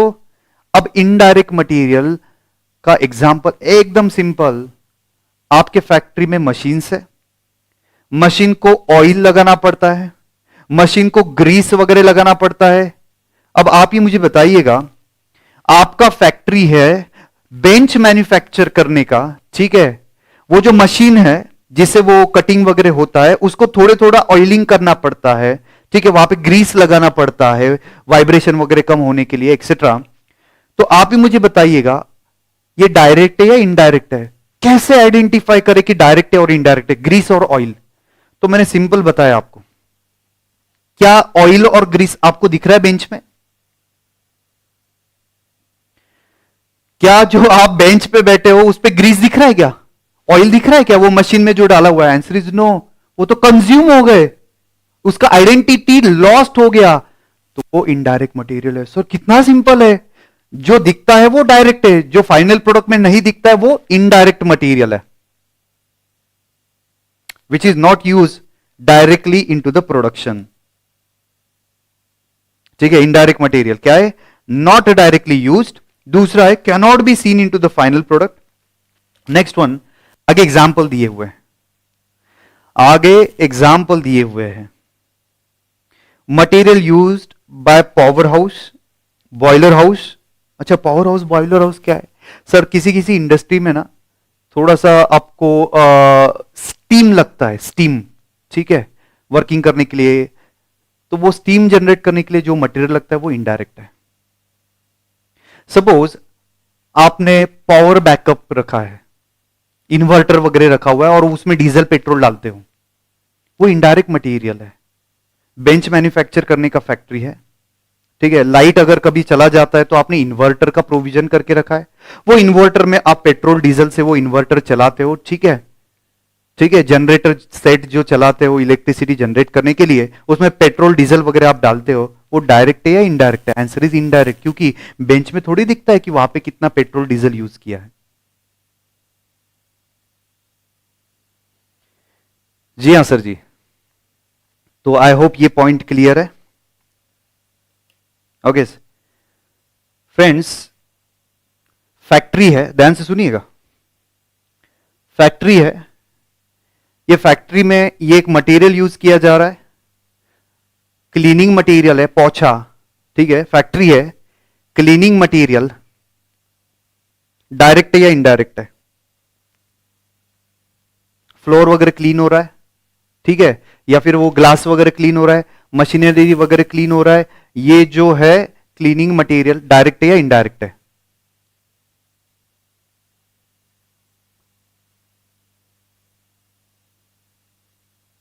जल्दी बताइएगा, इस पे आंसर दीजिएगा, बाकी मैं आपकी क्वेरी देख लूंगा सर, क्वेरी का अलग से 15 मिनट का सेशन है आज। ये डायरेक्ट है या इनडायरेक्ट है, और आप परफेक्ट आंसर दे रहे हो ये इनडायरेक्ट है। क्यों इनडायरेक्ट है, क्योंकि मैंने कुछ रूल बनाए हैं। रूल क्या है कि सर अगर ये बेंच मैन्युफैक्चर करने के फैक्ट्री में यूज किया है तो बेंच में थोड़ी दिख रहा है, ये cannot be seen into the final product,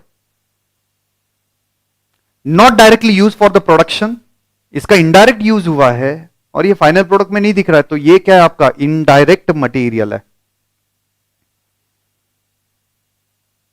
perfect है, परफेक्ट है, because it cannot be seen into the final product. एकदम बराबर आप आंसर दे रहे हो।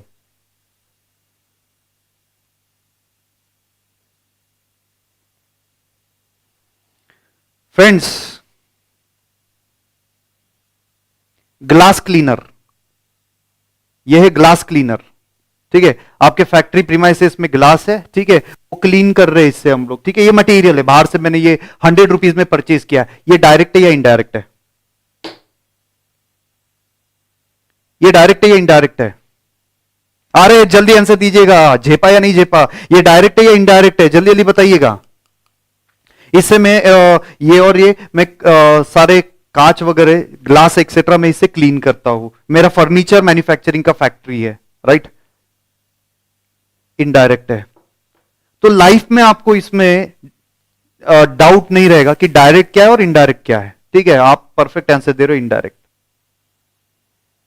आप परफेक्ट आंसर दे रहे हो फ्रेंड्स, इनडायरेक्ट। और इनडायरेक्ट मटेरियल कहां पे जा रहा है?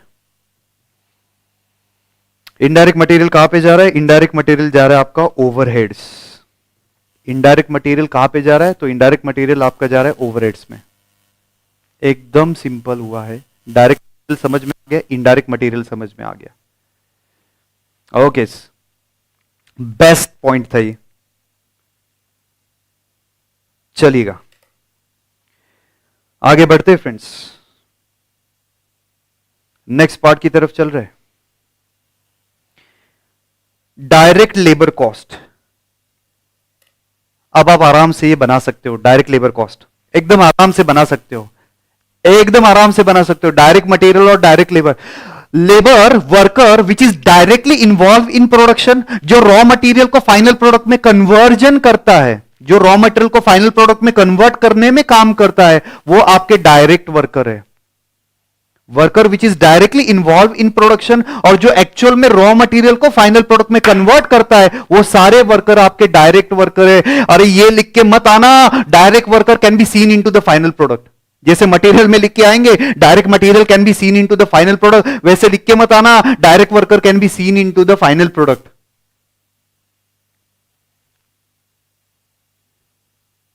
थोड़ा तो लॉजिकली चेंज करेंगे या नहीं करेंगे? You have to change that, right friends? समझा झेपा? तो उसके जगह आप ऐसा मत लिखना कि direct worker can be seen into the final product.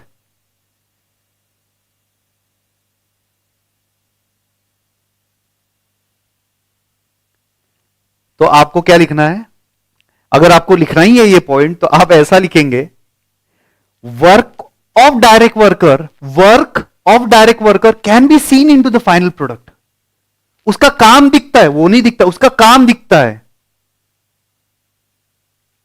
Perfect. अरे कितना सिंपल है सर ये कॉस्टिंग। तो डायरेक्ट लेबर क्या है? डायरेक्टली प्रोडक्शन में इन्वॉल्व है, जो रॉ मटेरियल से फाइनल प्रोडक्ट कन्वर्ट करता है, वो है आपका डायरेक्ट वर्कर। ठीक है, जिसका काम दिखता है वो है आपका डायरेक्ट वर्कर। अभी फर्नीचर इंडस्ट्री में डायरेक्ट वर्कर बताओ, चलो आंसर दो।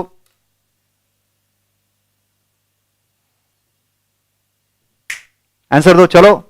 फर्नीचर इंडस्ट्री में डायरेक्ट वर्कर कौन है? पढ़ के मत देना चैंप लोग, कुछ लोग पढ़ पढ़ के आंसर दे रहे हैं। अरे नहीं सर, आएगा आपको, आप सोचिएगा।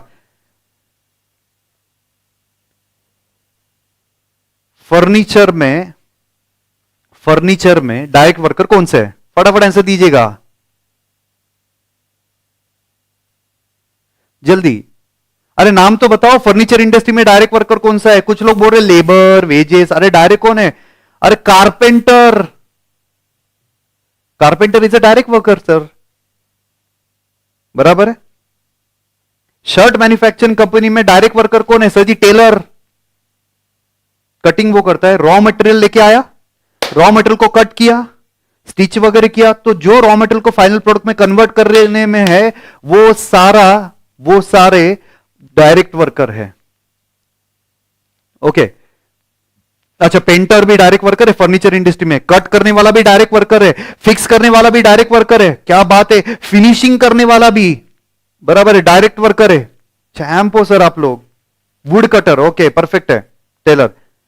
ओके, आई होप ये पॉइंट क्लियर है आपको कि डायरेक्ट वर्कर क्या है। और ऑब्वियसली सारे डायरेक्ट कॉस्ट कहां पे जा रहे हैं? तो सारे डायरेक्ट कॉस्ट आपके जा रहे हैं प्राइम कॉस्ट में। सारे डायरेक्ट कॉस्ट कहां पे जा रहे हैं? आपके प्राइम कॉस्ट में जा रहा है। इलेक्ट्रीशियन, कौन से इंडस्ट्री में बोले आप इलेक्ट्रीशियन? सपोज आप कुछ गैजेट मैन्युफैक्चर कर रहे हैं तो वो इलेक्ट्रीशियन डायरेक्ट हो सकता है, या फिर आप कुछ मशीन मैन्युफैक्चर कर रहे तो हो सकता है। चलिए okay, I hope point clear है डायरेक्ट लेबर का। ये डायरेक्ट कॉस्ट है, डायरेक्टली इन्वॉल्व है प्रोडक्शन में। जो रॉ मटेरियल को फाइनल प्रोडक्ट में कन्वर्ट करता है वो आपका डायरेक्ट वर्कर है, उसका काम दिखता है फाइनल प्रोडक्ट में। और एग्जांपल मैंने आपको दे दिया, डायरेक्ट लेबर, डायरेक्ट एम्प्लॉय की कॉस्ट जाएगी आपकी प्राइम कॉस्ट में। इसके एग्जैक्टली अपोजिट है,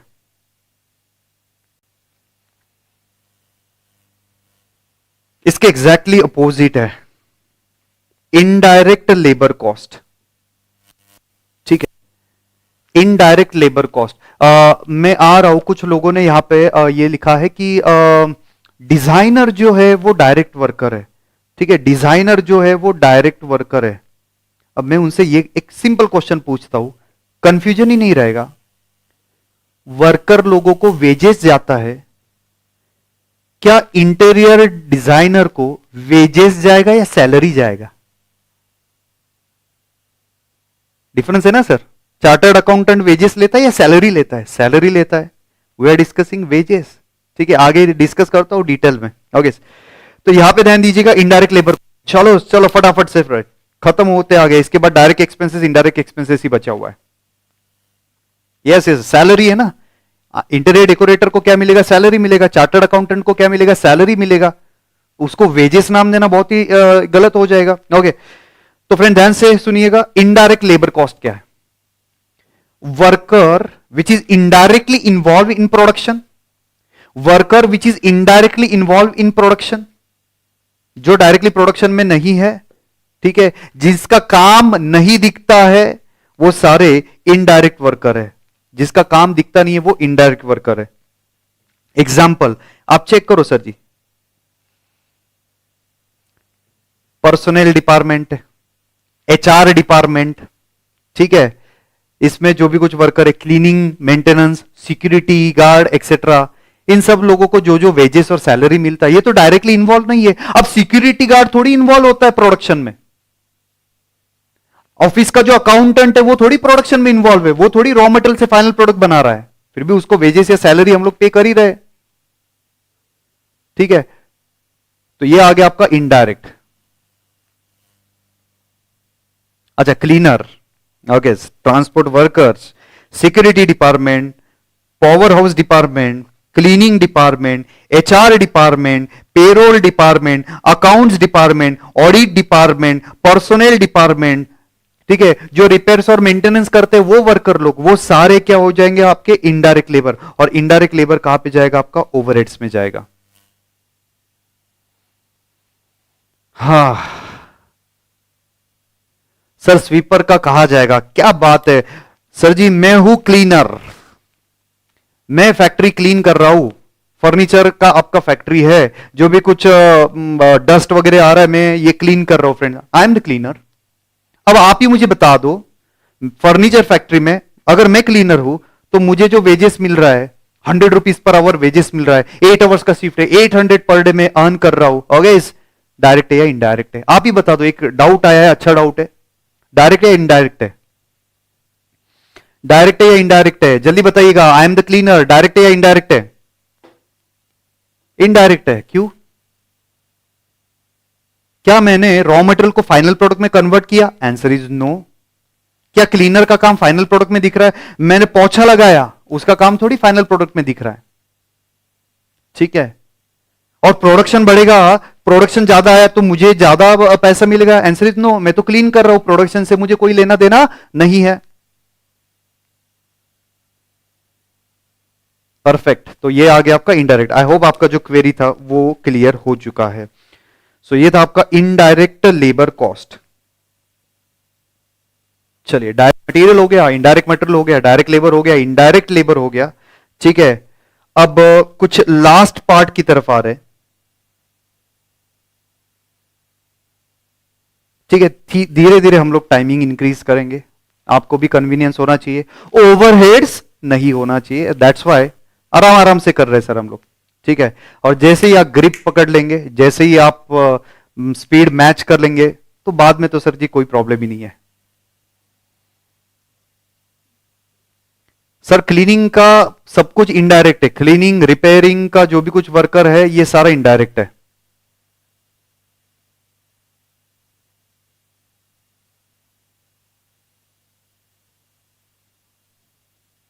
चलेगा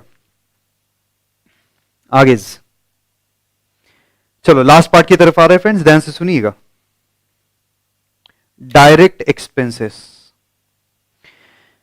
friends, all direct cost other than direct material and direct labour is terms as a direct expenses. ध्यान से सुनिएगा क्या बोला है। All direct cost, directly production पे जो कॉस्ट लगा है, other than direct material direct labour, उसको हम लोग बोलेंगे expenses, direct expenses. It varies directly with the volume of production. It varies directly with the volume of production. Production बढ़ेगा तो ये भी आपका इंक्रीज होने वाला है, डायरेक्ट एक्सपेंसेस। ठीक है, अब सर समझ में नहीं आया, डोंट वरी, समझ में नहीं आया। कुछ लोग बोलेंगे सर ये डायरेक्ट एक्सपेंसेस क्या, एग्जांपल तो दो। ध्यान से सुनिएगा फ्रेंड्स, ये सपोज फोन है, ओके, इसमें कुछ ऐप वगैरह यूज कर रहे हैं, ठीक है, ये फोन में कुछ ऐप यूज कर रहे हैं जिसका ओनर कोई और है। सपोज ये एप्पल का फोन है, ओके, इसमें कुछ सॉफ्टवेयर वगैरह यूज कर रहे हैं, ठीक है। तो एप्पल कंपनी को इसमें जो सॉफ्टवेयर यूज कर रहे हैं, गूगल एक्सेट्रा, जो व्हाट एवर द सॉफ्टवेयर, तो गूगल कंपनी को हर एक फोन के पीछे 1000 रुपीज रॉयल्टी पे करना है। क्या जबरदस्त है सर जी। ये जो फोन है इसमें कुछ ऐप से, गूगल के कुछ ऐप से या फिर एमएस ऑफिस के कुछ ऐप से ये इधर यूज हो रहा है, इसके वजह से जो मेन ओनर है, कॉपीराइट पेटेंट जिसके पास है, उसको रॉयल्टी पे करना पड़ता है 1000 रुपीज पर फोन। अब अगर प्रोडक्शन बढ़ेगा तो रॉयल्टी बढ़ेगा, प्रोडक्शन अगर कम होएगा तो रॉयल्टी कम होएगा। तो ये क्या हो गया आपका, डायरेक्ट एक्सपेंसेस हो गया। क्या हो गया बॉस, डायरेक्ट एक्सपेंसेस हो गया।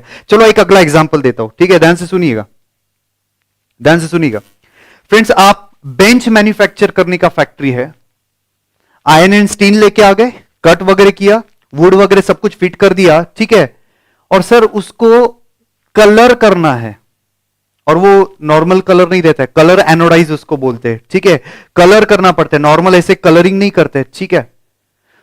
तो वो मशीन आपके पास नहीं है, कलरिंग का मशीन। तो आप क्या करते हो, आपके फैक्ट्री में एक और बाजू में फैक्ट्री है, फैक्ट्री के बाजू में एक फैक्ट्री है जहां पे कलरिंग का काम करते हैं, ठीक है, कलर एनोडाइजिंग जिसको बोलते हैं, उसका काम वहां पे होता है। तो आप क्या करते हो, आपके आयरन एंड स्टील का जो फ्रेम है वो सामने वाले फैक्ट्री में लेके जाते हो और उसको बोलते भाई इसको ब्लैक कलर से एनोडाइज करा दे, ब्लैक कलर लगा दे, पेंट करवा दे अच्छे से, ओके। तो वो फुकट में करेगा क्या, आंसर इज नो, वो आपसे कुछ पैसा लेगा, ठीक है। तो उसको बोलते हैं सब कॉन्ट्रैक्टिंग चार्जेस। क्या बोल रहे हैं, सब कॉन्ट्रैक्टिंग चार्जेस। बेंच आप मैन्युफैक्चर कर रहे हो, कलर किसी और से लगवा के ले रहे हो, तो हर एक बेंच के पीछे आपको उसको 500 रुपए देना है। तो अगर आपको बेंचेस बढ़ाएंगे तो वो जो सब कॉन्ट्रैक्टिंग चार्जेस है वो भी आपका बढ़ते जाएगा। I hope that point is absolutely clear है, बहुत ही सिंपल था। देखो, royalty, job charges, higher charges for the machine. Production करने के लिए मशीन लगता है, मशीन आपका खुद का नहीं था तो आपने लेके आ गए किसी और से और उसको हायर चार्जेस पे कर रहे हो, रेंटल वगैरह पे कर रहे हो, तो ये सारे आपके क्या आ गए, डायरेक्ट एक्सपेंसेस। चलिएगा फ्रेंड्स, डायरेक्ट एक्सपेंसेस जाएगा आपका प्राइम कॉस्ट में, डायरेक्ट एक्सपेंसेस जाएगा आपका प्राइम कॉस्ट में। आज के लिए आज का लास्ट पार्ट डिस्कस कर रहा हूं, देन मैं आपके कुछ क्वेरीज एंटरटेन करूंगा, ठीक है। लास्ट पॉइंट पे आ जाते हैं, ओवरहेड्स वगैरह सब कुछ कल करेंगे, फिलहाल आप यहां पे ध्यान दीजिएगा, नेक्स्ट लेक्चर में करेंगे। Indirect expenses, expenses other than direct expenses are treated as indirect expenses। खर्चा जो डायरेक्ट नहीं है, प्रोडक्शन पे डिपेंडेंट नहीं है कि प्रोडक्शन बढ़ेगा तो खर्चा बढ़ेगा, ऐसा अगर नहीं है तो वो सारे आपके इनडायरेक्ट एक्सपेंसेस है, ओके फ्रेंड्स। काफी सारा लिस्ट है, factory rent, rent rates taxes of the building, insurance किया आपने, लाइटिंग, हीटिंग, रिपेयरिंग का खर्चा, किसी और से रिपेयरिंग करवा के लिया, टेलीफोन के एक्सपेंसेस, ठीक है, आपने टेलीकम्युनिकेशन के एक्सपेंसेस पे किए, depreciation, all are indirect expenses, electricity rent etcetera, right sir. And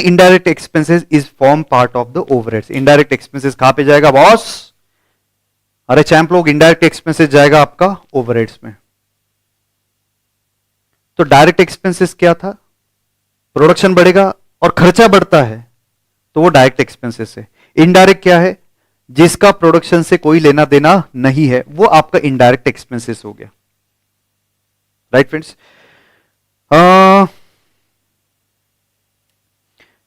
so friends, today एक पार्ट हमने कवर किया है। सबसे पहले हम लोगों ने स्टार्ट किया, एंड फ्रेंड्स मैं आपको ये बता दूं, मैं आपको बता दूं, अब तक इनडायरेक्ट एक्सपेंसेस या ओवरहेड का डिस्कशन बाकी है। तो आपको अगर कुछ डाउट रहेगा तो रहने दीजिएगा, कल यही पॉइंट डिस्कस करने वाला हूं, नेक्स्ट लेक्चर में यही पॉइंट डिस्कस करने वाला हूं। इनडायरेक्ट एक्सपेंसेस यानी overhead, production overhead, administration overhead, selling and distribution overheads, ये कल के लिए, आज के लिए काफी हमने बहुत अच्छे से सब कुछ कवर किया है। ओके, पेंट्री एक्सपेंसेस कहां पे जाएगा? Very good, pantry expenses. अब आप ही मुझे बताइएगा, कैंटीन है, कैंटीन के एक्सपेंसेस, कैंटीन में कुछ मटेरियल है, कैंटीन में कुछ लेबर लग रहा है, कैंटीन में कुछ सैलरी पे कर रहे हैं, कैंटीन में कुछ डेप्रिसिएशन है, कैंटीन का रेंट है, ठीक है। अब तो पहले ये बताइएगा, मैं एक एक पॉइंट से डिस्कस करना स्टार्ट करता हूं। रेंट है, सपोज कैंटीन रेंटेड प्रीमाइसेस में था, तो सबसे पहले तो ये डिसाइड करना है दिमाग में, ये जो रेंट है ये मटेरियल है या लेबर है या एक्सपेंसेस है। आपने जो रेंट रेट टैक्सेस पे किया है, वन बाय वन डिस्कस करो। रेंट रेट टैक्सेस आपने जो पे किया है पेंट्री का, कैंटीन का, ये मटेरियल है या लेबर है या एक्सपेंसेस है? मटेरियल थोड़ी है, लेबर थोड़ी है। Rent is not material, rent is not labour. Rent क्या है? आपका खर्चा, it is an expenses. Okay, अब आप मुझे ये बताइएगा, फर्नीचर मैन्युफैक्चर कर रहा हूं, ठीक है, वो फैक्ट्री में एक कैंटीन है, कैंटीन का रेंट पे कर रहा हूं, क्या इसका और फर्नीचर का कोई डायरेक्ट रिलेशनशिप है या इनडायरेक्ट है? इनडायरेक्ट है, क्योंकि वहां पे जो वर्कर काम कर रहे हैं वो वहां पे कुछ खाना पीना करने के लिए आएंगे, तो वो जो भी कुछ एक्सपेंसेस है वो आपका इनडायरेक्ट एक्सपेंसेस आएगा। ओके, इनडायरेक्ट एक्सपेंसेस आएगा। Be specific, don't write only expenses, write there indirect expenses. Pritesh का प्रोडक्ट में अलोकेट होगा, कैसे अलोकेट होएगा, ओवरहेड्स में कैसे आएगा, ये बहुत आगे का पार्ट है, फिलहाल बेसिक समझिएगा आप। चलेगा, चलो ध्यान दीजिए, ध्यान से। तो आज जो हुआ वो मैं फटाफट से बता देता हूं, डाउट इसके बाद लूंगा। वेट वेट वेट, डाउट इसके बाद में लूंगा, don't worry at all. 15 minute का सेशन डाउट का ही है, लेट मी कंप्लीट फर्स्ट, उसके बाद अच्छे से आपके डाउट एंटरटेन करेंगे। ओके, ध्यान से सुनिएगा, हमने आज क्या किया है। सबसे पहले हमने कॉस्ट का डेफिनेशन देखा। अब ध्यान से सुनिएगा, एक 2 या 3 मिनट में पूरा रिवाइज हो जाएगा, ध्यान से सुनो। ओके, सबसे पहले हम लोगों ने डिस्कस किया कॉस्ट क्या है। Monetary sacrifice is done to achieve the objective. Objective 2, goods manufacture करना, सर्विस रेंडर करना, दैट्स इट। दूसरा था अपना costing, techniques and process of ascertainment of cost. कुछ टेक्निक और प्रोसेस फॉलो करना पड़ेगा कॉस्ट कैलकुलेशन करने के लिए। इसके बाद हमने देखा कॉस्ट अकाउंटिंग। कॉस्ट अकाउंटिंग बहुत ही सिंपल था, क्या? खर्चा रिकॉर्ड करो और वहां से लेके एक पीरियोडिकली स्टेटमेंट प्रिपेयर करना, दैट इज कॉस्ट शीट। जो जो स्टेप आप परफॉर्म करते हो वो आएगा आपका कॉस्ट अकाउंटिंग।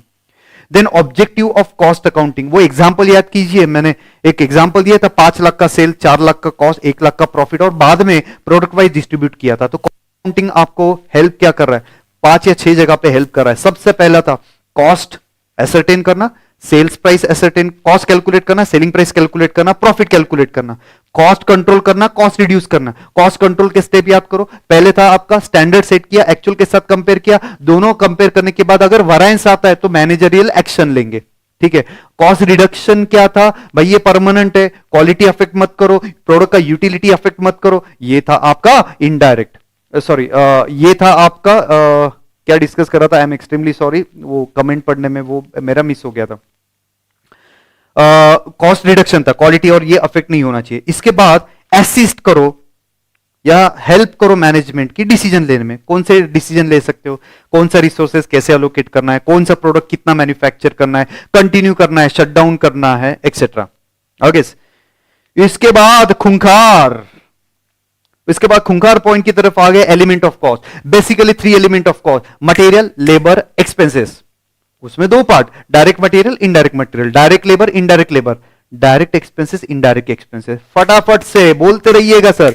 डायरेक्ट मटेरियल क्या है? जो दिखता है वही बिकता है, यानी material which can be seen into the final product. Directly है भाई, प्रोडक्शन बढ़ेगा तो ये डायरेक्ट मटेरियल भी बढ़ेगा।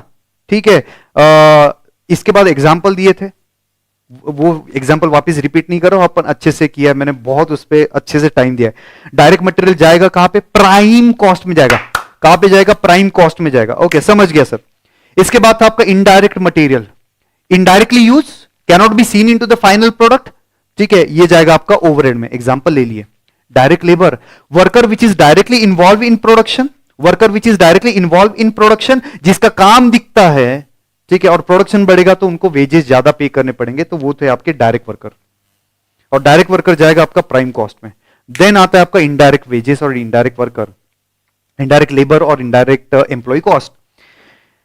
Worker which is indirectly involve in production, जिसका काम फाइनल प्रोडक्ट में नहीं दिखता है। ठीक है, वो है आपके इनडायरेक्ट वर्कर, और इनडायरेक्ट वर्कर का कॉस्ट जाएगा आपका ओवरहेड्स में। आगे बढ़ रहा हूं, direct expenses, expenses which is directly involve और directly related with the production. Production बढ़ेगा, एक्सपेंसेस बढ़ा, प्रोडक्शन कम हुआ, एक्सपेंसेस कम हुआ, तो वो है आपके डायरेक्ट एक्सपेंसेस। एग्जांपल, रॉयल्टी पे किया, मैंने बहुत ही अच्छे से एग्जांपल दिया आपको रॉयल्टी का। ऐप, अरे मोबाइल में ऐप। दूसरा एग्जांपल मैंने दिया सब कॉन्ट्रैक्टिंग, आप बेंच मैन्युफैक्चर करते हो, कलर किसी और से करवा के लेते हो। ठीक है, तो ये सब कॉन्ट्रैक्टिंग चार्जेस जो है वो आपका डायरेक्ट एक्सपेंसेस आएगा। राइट फ्रेंड्स, और direct expenses is a part of your prime cost. और बाकी सारे इनडायरेक्ट एक्सपेंसेस, रेंट लगा, इलेक्ट्रिसिटी लग रहा है, रिपेयरिंग करने का खर्चा लगा, डेप्रिसिएशन एक्सेट्रा कुछ लग रहा है। ठीक है, सिक्योरिटी का कुछ, सॉरी नॉट सिक्योरिटी, और अदर कुछ एक्सपेंसेस लग रहा है आपको, रेंट, रेस्ट, टैक्सेस, वो सारा आपका जाएगा indirect expenses. And indirect expenses is part of overheads. Okay, चलिएगा फ्रेंड्स, तो यहां तक हम लोग आज रुकते हैं। इसके बाद कल का लेक्चर थोड़ा इंपॉर्टेंट है, क्योंकि उसमें ओवरहेड सीखेंगे और कॉस्ट के बिहेवियर देखेंगे। ठीक है, आराम से चलेंगे फ्रेंड्स, आराम से चलेंगे, बेसिक बहुत अच्छे से करवा दूंगा, सो दैट आगे कोई भी टॉपिक में आपको कुछ भी दिक्कत नहीं आएगा। ठीक है, सो यहां पे लेक्चर कंप्लीट हो रहा है। अगर आपको कुछ डाउट है वो मैं बाद में एंटरटेन कर रहा हूं। चलिए, अब आप डाउट पूछ सकते हैं, फटाफट से डाउट पूछिएगा। अगर डाउट नहीं है ब्रेक ले सकते हैं, इसके बाद आपका अकाउंट्स का लेक्चर है। चलो एक एक आराम से एक एक डाउट ये करते हैं। गुड्स डैमेज, ओके, आरजी इन्होंने पूछा अगर गुड्स डैमेज होता है प्रोडक्शन में, तो सर मैं आपको बता दूं ये आगे का कंसेप्ट है। फिर भी डैमेज दो तरीके का हो सकता है, एक नॉर्मल और एबनॉर्मल। जो एबनॉर्मल है वो पीएनडल में जाता है, ये आपको अभी नहीं समझेगा, फिलहाल आप ये स्किप कीजिएगा। Okay, next one.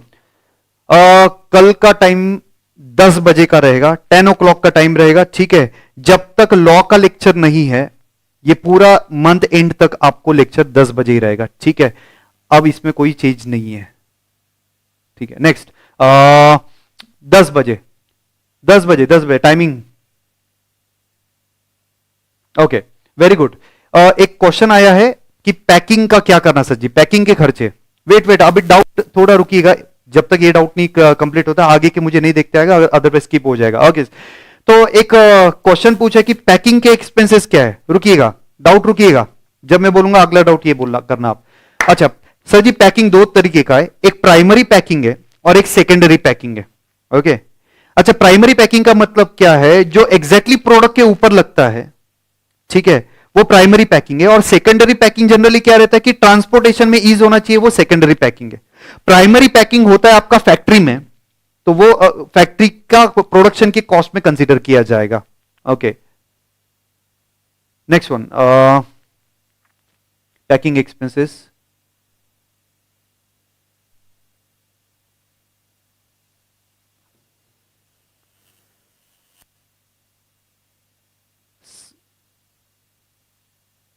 Packing expenses क्या है वो हो गया,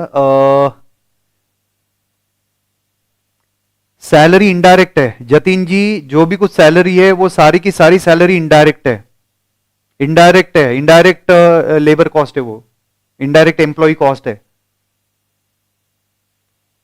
डायरेक्ट एक्सपेंसेस एक बार और एक्सप्लेन करो। ओके मैंने जैसे आपको एक और एग्जांपल देता हूं डायरेक्ट एक्सपेंसेस का। सपोज वी स्मार्ट एकेडमी को मेरा बुक्स पब्लिश करना है, हर बुक के पीछे मुझे उनको रॉयल्टी पे, वो मुझे रॉयल्टी पे करेंगे क्योंकि मैंने पूरा मेहनत लिया हुआ है। 1000 रुपीज का बुक है तो हर बुक के पीछे मुझे 200 रुपए का उनको रॉयल्टी पे करना है, ठीक है। तो जितना वो बुक्स ज्यादा से ज्यादा सेल करेंगे उतना मुझे रॉयल्टी वो ज्यादा पे करेंगे। तो ये एग्जांपल हो गया आपका डायरेक्ट एक्सपेंसेस का। अगर बुक्स का प्रोडक्शन बढ़ता है मेरा रॉयल्टी बढ़ेगा, अगर बुक्स का प्रोडक्शन कम होता है तो मेरा रॉयल्टी कम होएगा, ठीक है। नेक्स्ट वन, आगे प्रोडक्शन बढ़ने से इनडायरेक्ट एक्सपेंसेस सेम रहेगा, यस। रेफ्रिजरेटर का जो डेप्रिसिएशन है वो इनडायरेक्ट एक्सपेंसेस है। कल का टाइम 10 बजे, कल का टाइम 10 o'clock। अच्छा, इलेक्ट्रिसिटी एक्सपेंसेस डायरेक्ट है या इनडायरेक्ट है? फ्रेंड्स फैक्ट्री में दो अलग कंसेप्ट यूज किया जाता है, एक पावर है और एक इलेक्ट्रिसिटी है। इलेक्ट्रिसिटी यानी सर जी ये जो लाइट वगैरह है, ठीक है, फैन लाइट वगैरह लगता है जिसको कम इलेक्ट्रिसिटी कंज्यूम होता है वो इनडायरेक्ट एक्सपेंसेस में आता है। और पावर, पावर का मतलब क्या है? अभी मशीन रन करने के लिए ज्यादा हॉर्स पावर लगता है एक्सेट्रा, तो उस सिचुएशन में फ्रेंड्स वो पावर जो है वो मैं बाद में एक्सप्लेन करूंगा, इनडायरेक्ट एक्सपेंसेस नहीं है वो। फिलहाल इतना ही समझ लो इनडायरेक्ट नहीं है, क्योंकि अगर मैं अभी बोल दूं आपका आगे कंफ्यूजन होगा। रॉयल्टी का मतलब क्या है? बुक्स में मेहनत मेरा था, सपोज मैं बुक्स का रॉयल्टी ले रहा हूं, बुक्स में मेहनत मेरा था, कॉपीराइट सपोज मेरा था, सब मैंने मेहनत किया था उस पर, तो मैं किसी और को अगर वो पब्लिश करने के लिए दे रहा हूं तो मुझे कुछ पैसा मिलना चाहिए, उसको बोलते रॉयल्टी।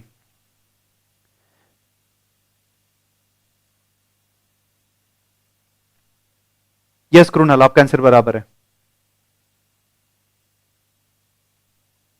पैकिंग डायरेक्ट एक्सपेंसेस है क्या? अब आप ही बता दो, पैकिंग का जो मटेरियल है, पैकिंग का जो मटेरियल है, पैकिंग का वो एक्सपेंसेस है या मटेरियल है? मटेरियल है ना, कुछ तो आया है ना आपका, तो वो मटेरियल है, पैकिंग इज अ मटेरियल।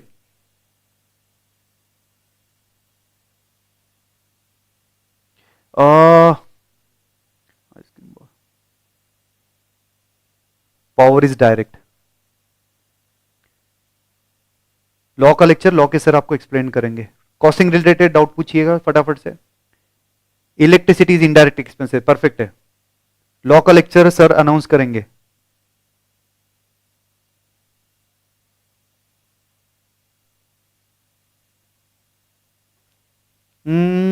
अच्छा दिव्या जी, पेन ड्राइव कौन सा था?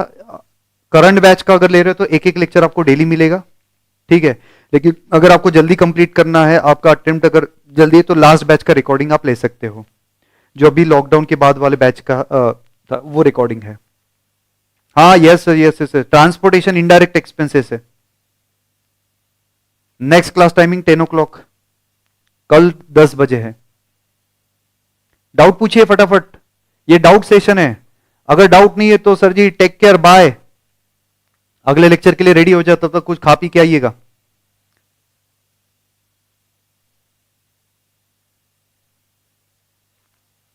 कॉस्ट सबके लिए अलग सब्जेक्ट है सर, सबके लिए ये नया सब्जेक्ट है, कैसे होएगा क्या टेंशन मत लो, बहुत अच्छे से होएगा।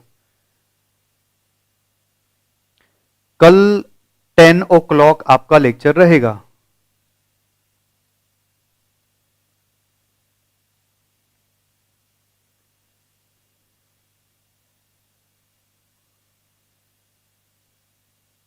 Depreciation of the machine indirect.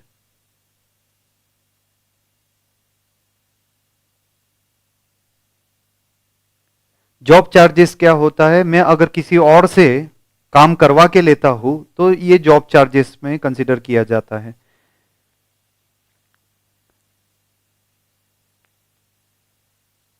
से फॉर एग्जांपल मैं प्रिंट कर रहा हूं, मैं बुक वगैरह प्रिंट कर रहा हूं, मैं डिजाइनिंग किसी और से करवा के लिया, डिजाइनिंग किसी और से करवा के लिया, तो उसको बोलते जॉब चार्जेस। टॉपिक है अपने को, टेंशन मत लो, समझेगा। सर्विस बिजनेस का। अभी सपोज मैं चार्टर्ड अकाउंटेंट हूं, मैं क्लास ले रहा हूं, ठीक है, क्लासेस ले रहा हूं, चार्टर्ड अकाउंटेंट हूं, तो मेरे लिए डायरेक्ट मटेरियल क्या है, नोट्स एक्सेट्रा मेरे लिए डायरेक्ट मटेरियल है, ठीक है। इसके बाद मेरे लिए इनडायरेक्ट कॉस्ट क्या है, बाकी सारे, ये डिप्रिसिएशन हो गया, लाइटिंग वगैरह हो गया, ये सारा इनडायरेक्ट कॉस्ट में आएगा। फर्नीचर का डिप्रिसिएशन एक्सेट्रा, प्रोजेक्टर का डिप्रिसिएशन एक्सेट्रा, सारा इनडायरेक्ट में आएगा। नेक्स्ट,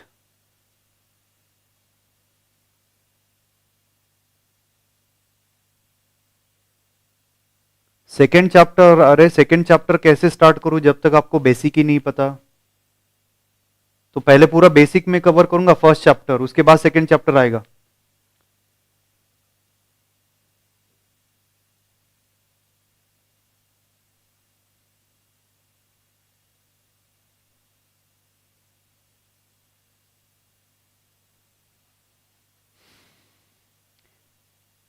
वेंकटेश जी इन्होंने पूछा है, अगर हम लोग एक ही प्रोडक्ट मैन्युफैक्चर कर रहे हैं तो कॉस्ट अकाउंटिंग का कोई यूज नहीं है। बिल्कुल यूज है सर, बिल्कुल यूज है। एक ही प्रोडक्ट के लिए भी तो उसका यूज है। कॉस्ट कंट्रोल करना, कॉस्ट रिड्यूस करना, कहाँ पे आपको स्टैंडर्ड सेट किया है, एक्चुअल के साथ कंपेयर किया, आपको एक प्रोडक्ट के लिए भी उसका यूज है। और फ्रेंड्स, कॉस्टिंग में कुछ एक्सपेंसेस हम लोग कंसिडर नहीं करते हैं कॉस्ट अकाउंटिंग में, जैसे कि बैड डेब्ट्स कंसिडर नहीं करते हैं, आगे आएगा वो। बैड डेब्ट्स कंसिडर नहीं करते हैं। इसके बाद आपका goodwill return of, preliminary expenses return of, ठीक है, इंटरेस्ट पेड एक्सेट्रा, ये हम लोग कंसिडर नहीं करते हैं। तो वो एक प्रोडक्ट भी रहेगा तो भी कॉस्ट अकाउंटिंग करना है। Security charges, security guard, security charges यानी सिक्योरिटी गार्ड, उसका सैलरी वगैरह आप लोगों ने पे किया। नेक्स्ट वन, मटेरियल का लेक्चर कब होएगा? पहले बेसिक होएगा, उसके बाद मटेरियल होएगा। ट्रांसपोर्टेशन इनडायरेक्ट कॉस्ट है, yes it is an indirect cost, आगे कल ओवरहेड में एक्सप्लेन करूंगा इसका। सिक्योरिटी चार्जेस अभी मैंने बता दिया, सिक्योरिटी गार्ड को सैलरी वगैरह पे किया।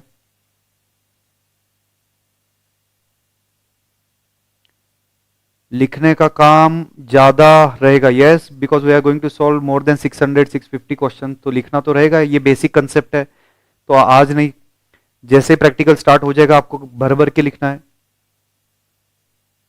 Paint all building is direct material sir, Shreshth. Paint क्या है? मटेरियल है ना फ्रेंड्स, बाहर से लेके आ गए हम लोग पेंट, कुछ मिला है ना हमें साथ में, तो वो पेंट किया है, वो डायरेक्ट मटेरियल है। Next week notes, next week.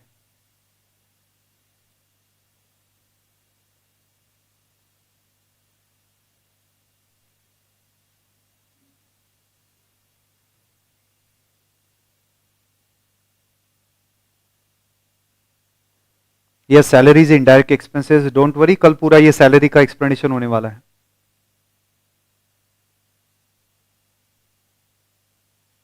Depreciation indirect,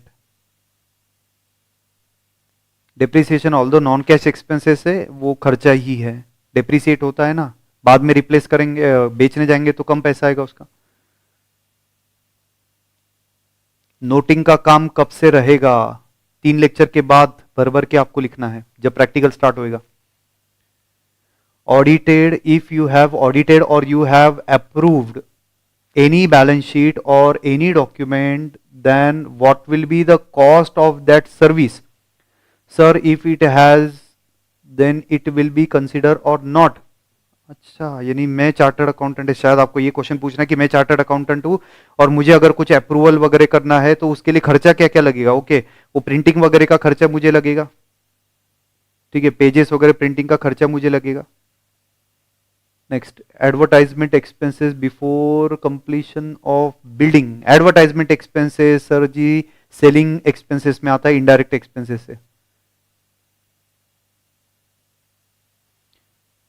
उन्नति या फिर एसोसिएट्स, इन्होंने जो आपकी क्लास कब से अवेलेबल है? कल सिर्फ इंट्रोडक्शन हुआ था और आज से सिखाना मैंने स्टार्ट किया है। यस, अकाउंट का क्लास 12:06 ऐसे कुछ तो भी टाइम है, एक बार आप चेक कर लीजिएगा।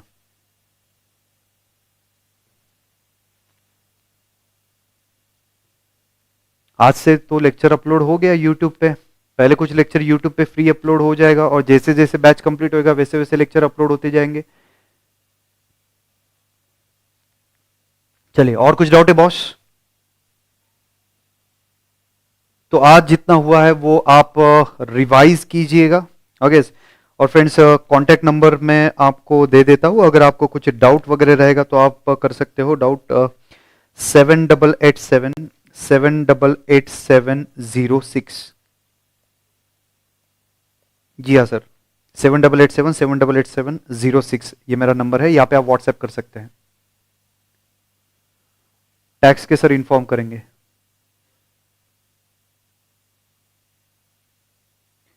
अच्छा, सर्विस इंडस्ट्री में प्रॉफिट वेरी बिग ना? मेरे इनकम देख रहा है भाई। नहीं, ऐसा नहीं है, खर्चा भी है। रिस्पेक्टिव फैकल्टी आपको इन्फॉर्म करेंगे कि टैक्स और लॉ का बैच कब से स्टार्ट होएगा। चलो बाय, जिन्होंने Manan bye. Great lecture, thank you. कल मिलते हैं 8 बजे। और कुछ स्पेसिफिक डाउट रहेगा तो बिल्कुल पूछिएगा सर।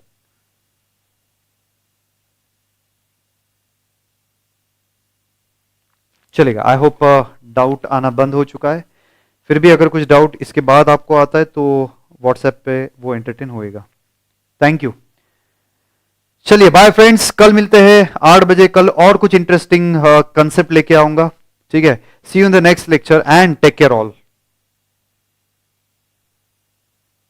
Thank you bye. अच्छा पढ़ाते हो, थैंक यस। मजा आएगा सर, कल का लेक्चर मिस नहीं करेंगे। कल के लेक्चर में और ज्यादा मजा आएगा क्योंकि थोड़ा सा प्रैक्टिकल भी कल सिखाने वाला हूं, थोड़ा सा। तोड़ मालिक, कृणाल तोड़, यस। चलिएगा, टेक केयर ऑल।